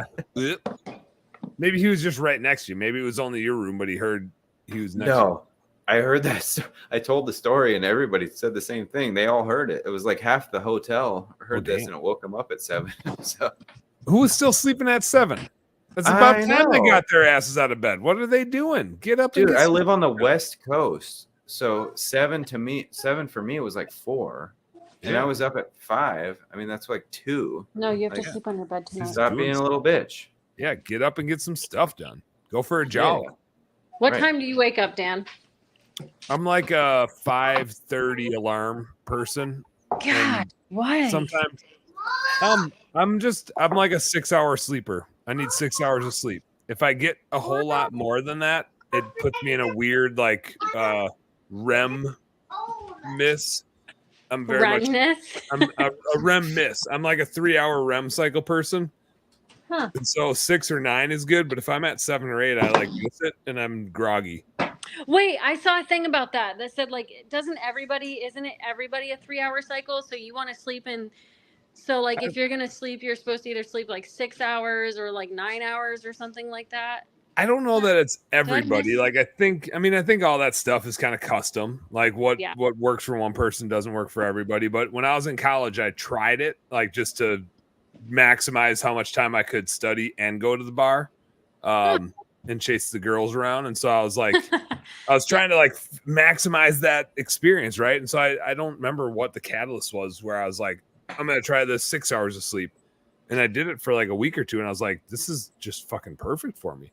Like I'm getting the exact right amount of sleep. I'm up. I can go to the bar. I can go to the library, study hard, go to the bar, have a few beers, hang out with my buddies, have another beer, go to bed at 11, wake up at 5, and study before my exam and do well. And so I just got into that mode. Are you someone who gets hangovers? Like my sister-in-law says she's never had a hangover before. Oh, I'll get hungover, but it's not My like sister? beer. Anna. Oh, Beer usually won't give me a hangover, especially if it's light beer. But if you throw enough IPAs or wine, or if I take shots, it's all over. Yeah. Shots suck. Yeah. I don't know And then- anything about that. Grey Goose vodka. I never got a hangover from that. I'm pretty good at just resisting any temptation of like peer pressure. I'm just kind of like, no, I'm just not into that sort of thing. Like I'll just keep drinking my light beers. Yeah, that's what it is. That's why we were I out. like this stuff mostly. Like Yeah. the Coors. I mean, I got the same thing. Coors Light. It's like Yeah, The Coors smell. I don't like the. I don't know. It just tastes weird to me. But like, Justin used to drink MGD, and that tasted even worse. So dude, I'll take Wisconsin Coors. native right here. It's amazing. MGD 's the best. Oh, it's MGD of Wisconsin. Wait. Miller's a Wisconsin product, but I'm with you. I'm not a huge MGD fan. I'll throw down a hot, but I'm also not picky. I'm just like if it's a whatever, I'll usually drink it. But Hey, have you had Spotted Cow? Yeah, What's that? it's a So I was Beer. probably just turned 21. I went and visited because I have a bunch of family in Milwaukee. So we'd go out there like every summer, go 3rd of July. We'd watch the fireworks over Lake Michigan. We go to Summerfest, all that it's about stuff. to watch some fireworks. Yeah, Yeah. So it was awesome. But I had a Spotted Cow there, and I was you like, got that hat. You got that hat, yeah, the hat. I got a cheese head, for the Packers. of course. Like, I don't know. Do we still have that? No, you gave it to my nephew. That was dumb. Bad move. Yeah. We You need could have signed it like one of the books you've signed, and you could have probably sold it for a lot of money. Yeah. Just wrote my name and my phone number. They're Yeah. like, what the fuck? Is this guy's hat? It's a weird you would think signature. I Justin don't see a lot invented of. the 5-minute journal the way he talks about him. I don't see a lot of signatures with the person's phone number after it. Oh, that's true. On documents. Yeah, people just think they're only when supposed you're trying to return it me avoid now. getting in trouble. Yeah. Yeah. So I changed it up. The last one I gave, I wrote a whole damn paragraph in it, like how it's awesome and stuff. And that was too much work. I need a stamp that just says, hey, if you like it, text me or something. Yeah. How much does Okay. it cost to get a stamp made? Let's see. Probably like $10. Who could do that though? The internet? Amazon probably. Amazon, they don't do shit. Or no, what Vista. Here we Fiverr. go. Vistaprint rectangular self-inking stamps, $12. Minimum quantity landscape. Oh, that one's a stupid Can one. you send that one to hello@skypowerwash.com? Your business I'll help you do logo, it. custom rubber Justin, you stamp, can $20 on Zazzle. I won't remember to do it if I don't do it now. You just Google search it. It's somewhere between $10 and $50. Whoa. It's worth it. I mean, Depends. otherwise I have to write all of this stuff. Yeah. I mean, these stamps aren't that big, but I'm sure you can get them whatever size you want them. You just might have to pay more. You're going to go through bigger ink pads. It's the ink pads that are going to get you. Those are the things you're going to keep getting more of. The stamp's not going to be the thing that gets you. It's going to be the ink pads. That's true. Well, I think they make pads where you can like squirt the ink on it and like refill it. So I could just get the ink cartridge thing. I kind of wonder what the depreciation on an ink pad is. Like how fast is that? What wears out first, the pad itself or the stamp itself? I don't know. I feel like I've come across like old stuff. Like, so the shop I used to work at had been there forever. And so there was a lot of old like supplies in there. And like the stamps surprisingly still had good ink. And calculators never die for some reason. But this, What's like, a have you noticed? calculator? It's on your phone. It's a thing on a phone. Oh, right. It is on the phone now. Oh. Do you remember No. Wait, I do where know you could what it write is. boobs on it? Yeah, boobless. You do the math Oh, problem. boobless. That's right. Yeah. Wait, You can write boobless. boobs too, Oh, 7. but sometimes you go, boobless. Yeah, you throw the 7, 3. So was it? Oh, I Okay. thought it was boobies. Yeah. Oh, it's boobless. boobies. You could do that too. You had boobs, boobies, and boobless. You could do all of That's- them. Oh, 7 Real. is the L. Yeah. Real mature. I love that. I love that for you guys. Yeah. And I don't think I ever I don't thought think of girls boobies. did My kids haven't gotten to this level yet, but it's only a matter of time before we're talking They're about not gonna. boobies. Do they have a calculator? Do you have a calculator laying around? I think there's a scientific function on your phone, right? Like Maybe. calculator and then go scientific calculator, right? I don't know. I don't think so. And we I need just to use know a this. spreadsheet It's now. like, I just use a spreadsheet now. The other thing that I know calculators are good Looking it for up. is playing games on like the T80 Basic. T81s, Oh, T83s. yeah. Or whatever. yes. Yeah, the ones that used to be like $200 and now they're like 20. Yeah, the TI-83 Plus. I had one of those. You could play a lot of games on it. Yeah, I bet Justin had one of those. Drug I Lord bet I was a good did. one. What? We had a Drug It Lord sounds game. really familiar. That's Yeah. probably where you. That's probably where you got your snake prowess from when you were It playing had like a Snake. little screen No, on it. Nokia. Oh yeah, but No. you probably like played it on the graphing calculator first, and then you were just a pro when you got to your Nokia. Yeah. Yeah. Yeah, No. probably In the right. math class doing that. No wonder I why like- you liked I math. stopped paying You said attention earlier after you about liked 10th math. grade. Yeah. I feel like one of my first flip phones had like a bowling game on it. Maybe. Does anyone remember that? Yes. Was that a thing, or am I making that Yeah, up? that was the first like color game. Yeah, it was colorful. What Yeah. was that a phone that was on? I think so. Yeah. Anyway. That's pretty badass. God, I was like. I remember 10th. like I don't know. I remember when like you could buy ringtones, and like I had like G'd Up by G Unit. It's like yeah. my ringtone. And then if my mom called, it was the Michael Myers theme song or the Halloween theme song. I did Good time. I think this was when I was in college. I gotta think back. I was too cheap to pay for a ringtone, but I like did some searching, found some free ringtones, and there was that Geico commercial where he like went in the bathroom with the boss, and like I forget who said what, but the boss's ringtone kicked in and it was like ring a ding ding ding dong, ring a ding ding ding dong.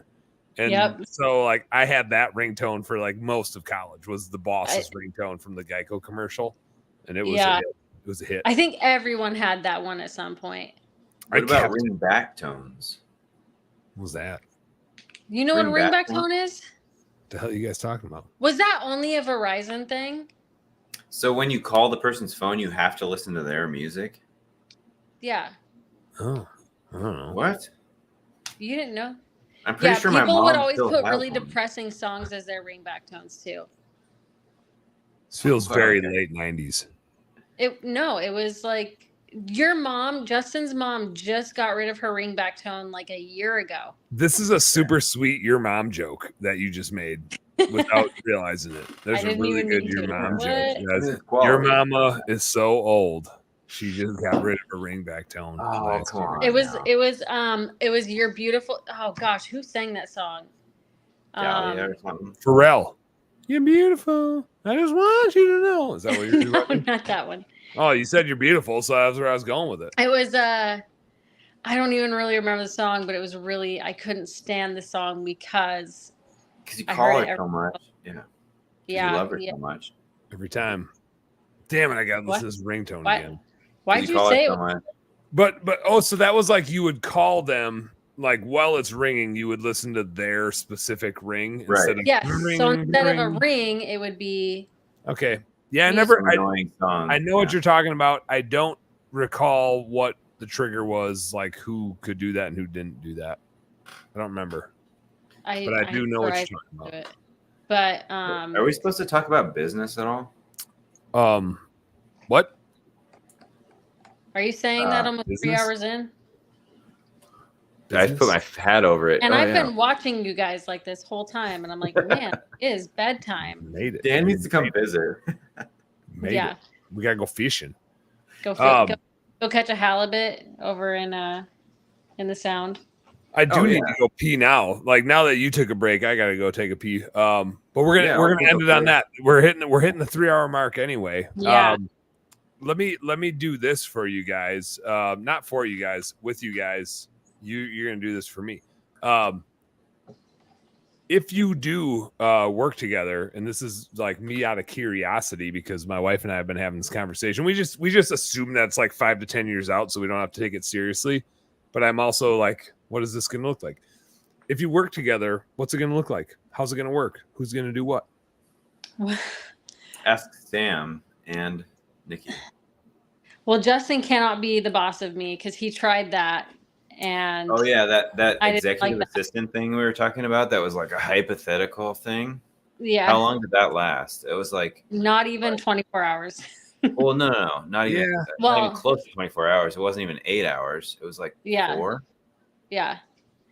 No, it was so the way I think about it is honestly, like I wish I would have really just been in the business with him from the get, like because so I'm not in the business, but I've always hovered around the outside, right? Like Yeah. whatever he talks about, like we talk about or whatever's going I was on. gonna say, we talk you're about not in together. it, but you're in it whether you like it or not, because Yeah, that's pretty what it's like much. being Yeah. married to an entrepreneur.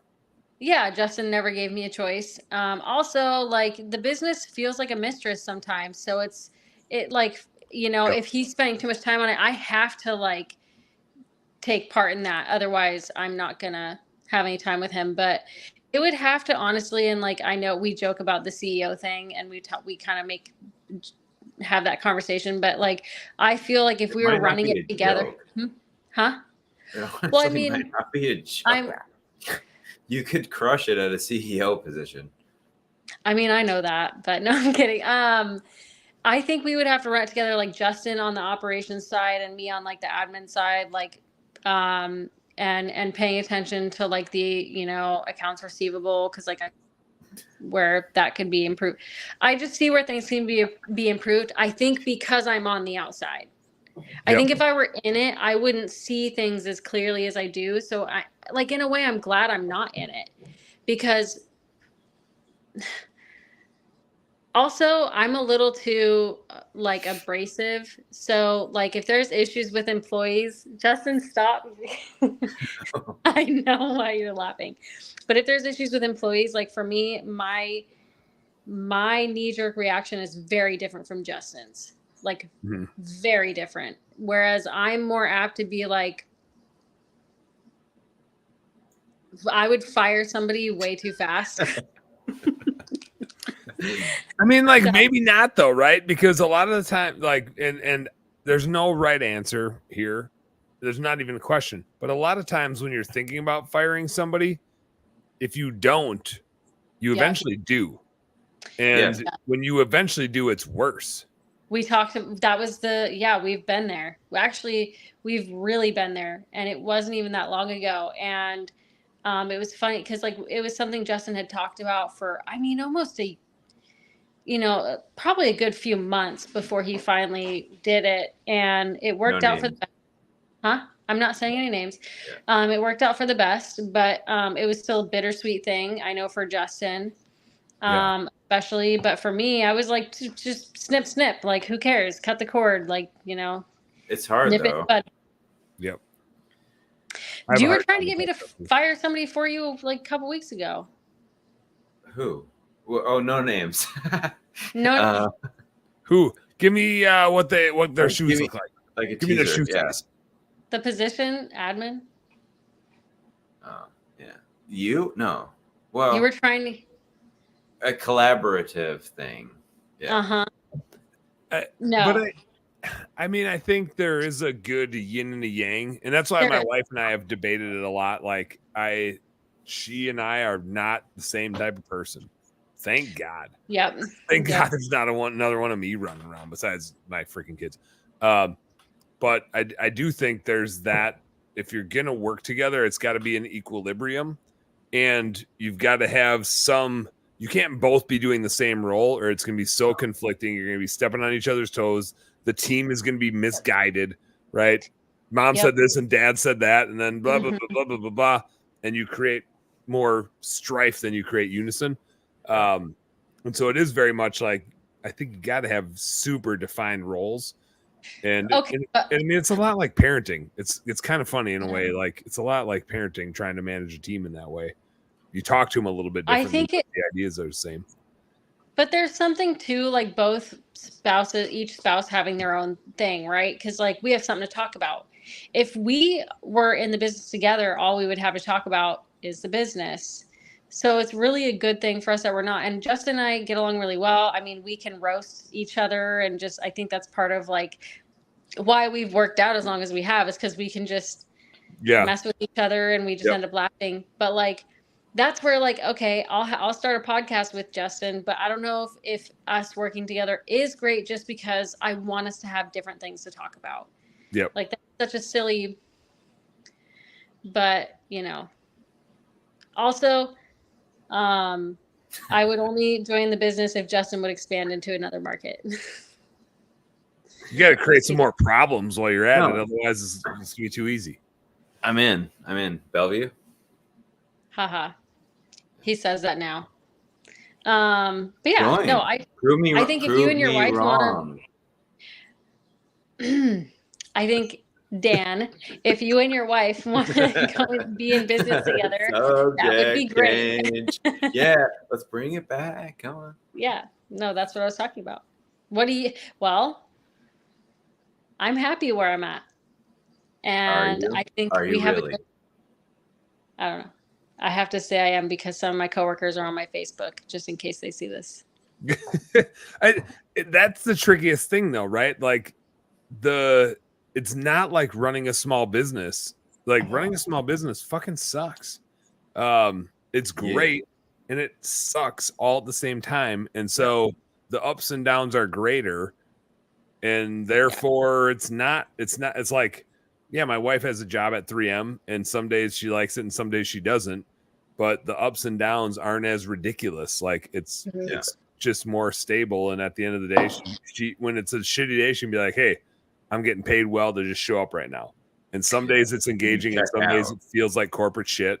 And when the days that it feels like corporate shit, I'm still getting a paycheck. And I don't have that to lean on, right? I'm just kind of like, oh, the days that it feels like shit, I'm also losing money. Yeah. Oh man. See that? And when you guys get off work, you don't get to shut that off. You're never really off work. Never. When I'm off at 5, I'm off at 5. I'm checked out by 4 p.m. every day. That last hour, I'm coasting through my job. Like I'm still working, but I'm just not nearly as like. Yeah, you're just checking some boxes off, but you're not obsessing. Justin. Nothing. Yeah. So, but we don't want to shut it off. Like this is our fun. Like we enjoy this. But like if you enjoy it, great. I don't know that I would, is what I. But you might. But you might. But I think that's the tricky thing is you just got to figure out like there's some joy in that obsession for sure. It's kind of like a hobby, right? Like there's certain hobbies where you get into and it's just like, man, I could. If it turned into a job, maybe I wouldn't like it so much. But as long as I can keep this from feeling like a job, it's a lot of fun. And I think running a business is a lot like that. As long as I can keep this thing from feeling like a job and it stays engaging and stays fun, I don't mind working a lot at it because it just never feels like work. I mean, technically right now I'm working. It's 11:06 p.m., but I have 3 empty beer cans sitting next to me and I really got to pee.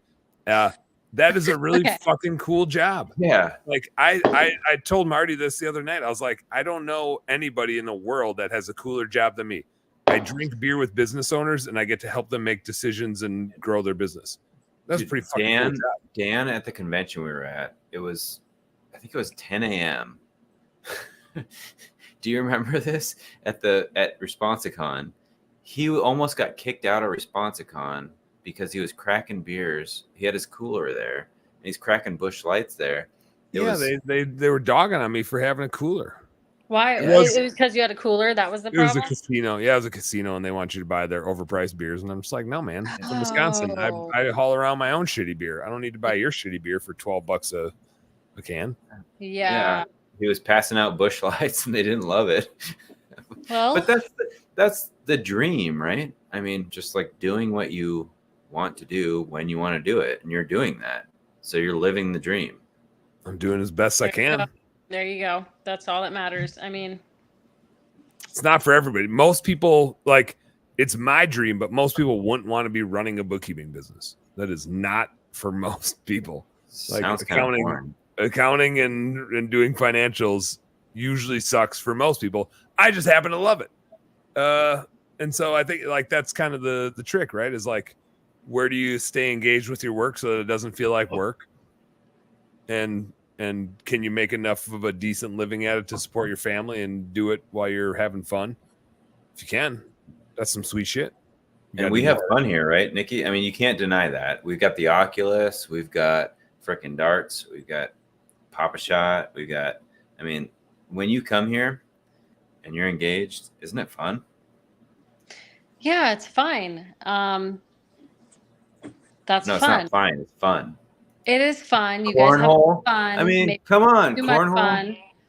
No, you can have beer in the fridge. Boadies. Yeah.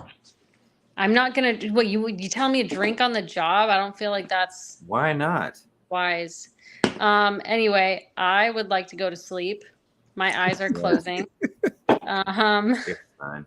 Even though just to close, even though I'm like totally a beer drinker, I advise not drinking on the job. That's You're not drink on the job. there's certain times You're where on the job right now. I know, but it's a little bit different. That's different. It's a little That's bit like different. that's like Joe Okay, Rogan not with drinking on his employees. podcast. He He did drinks on his podcast pretty much every time, and he smokes himself into oblivion.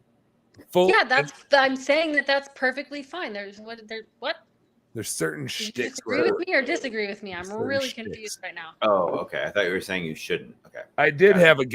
have a gal show up to a demo this afternoon that kind of knew my gimmick and my shtick, and she was like, she's in Alaska, so she's a little bit farther behind, and she was like, so you haven't like, what's in your mug? And I was like, well, just like water. I just got done working out. It was like I did my midday workout, and she's like, are you having a beer or what? And I was like, well, I got this water with some electrolytes.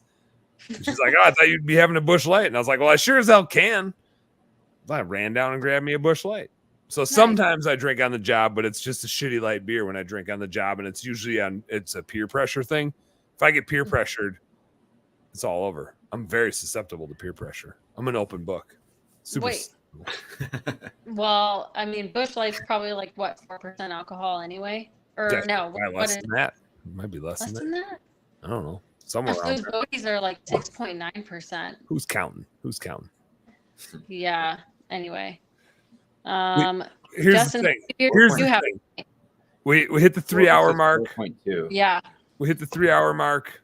Nicole's falling asleep. Nicole, thanks for hanging Yeah. out. That was a ton of fun. Yeah. Justin's throwing the beer hat back on. He's got to get his ass back home. I gotta go He's home. gonna get in trouble. He's got to get in trouble from Nicole eventually. No.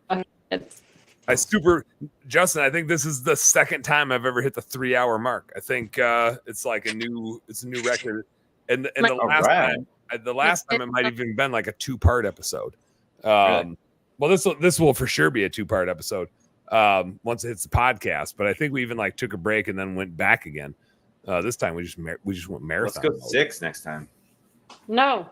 I'm gonna bring. you can. We can. I'll bring the porta potty. I'll bring a porta potty in. Just come here and we'll hang out. I've got another chair. We'll just put a toilet in there. Did you show him your ugly bearskin rug, quote unquote? Oh, bearskin? dude. You got No, bearskin? don't. Yeah. I want to go to bed. Check it out. Okay. What you got? Wait. So, is this? Yeah. I don't have my shoes on anymore. Oh hell yeah! Yeah, but look at this. Amazon, $70. That's pretty cool. This is my. It's probably not real bearskin. I mean, it might be. I don't know. I don't know. I mean, for I kinda, $70, like, it's you got to should be say- real, right? We should send in a sample of it and figure out what it actually is. Yeah. Ew, amazing. I don't Whatever. want. I want to know. I It's figured from the ambiance of this place really came together with the bearskin rug. Oh, I dig it. Yeah. I have Okay. when I'm at my folks' place in kind of north central Wisconsin. We got a bear rug on the wall, but it's a bear rug with the head. And I usually get That'd that be awesome. behind me, and that's a good backdrop. I think that's a better backdrop than the bar because people are like, "Oh, it's a cool green screen." I'm like, "No," and then I just walk back to it. I'm like, "This is just a bear." My kids love it. My The 2-year-old's actual just bear. like, "Rah!" Like he just thinks it's the coolest thing. Dude, First, I should he's get one of my super dad's scared of elk me, but- heads. Yeah, he's got some really big. He's got a couple big ones. Damn. Yeah. Oh shit! What I really should do is a minke whale skull. What's What? You know what a That's, minke that's whale some, is? that's some shit you just made up. No, Yeah, I don't- no, a minke whale. It's a filter feeder. It's like a humpback whale where they like Yeah. scoop a bunch of water and they baleen whale, Crushing plankton. but it's tiny. I mean, relatively tiny for a whale. The head is like probably 4 foot tall. He's got it in his garage. They pulled it cool. up from the bottom of the Oh, ocean. that. Yeah.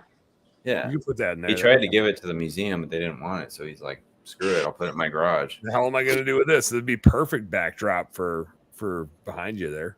Put it next Yeah. to the fireplace. Dude, what would it take to get a freaking minke whale skull here? What would my dad need? I don't know. You to take it. He'd Yeah. for sure need you to take it. No, give him that wagon you just bought. Oh, doesn't he have it? Yeah, he has it, but you have to give it to him. Okay, I'm gonna go to bed. Yeah, I'm going home. Bedtime. This has been fun. It has been a lot of fun. Good catching up with you guys. Yeah. It's a shitload of fun. It's awesome. Business nerds. This is me closing out. I got to close out to the camera. You guys know what to do. Work smarter and harder. Go earn yourself some pride. Justin, Nicole, you guys are the shit. Thanks for hanging out. Thanks for drinking some beers with me. We'll catch you at the next convention. And we'll drink too much, and then we'll get up too early and go for a jog. It'll be sweet. All of the things. Let's do it. All right. All right, guys. Nighty night. See ya. See ya.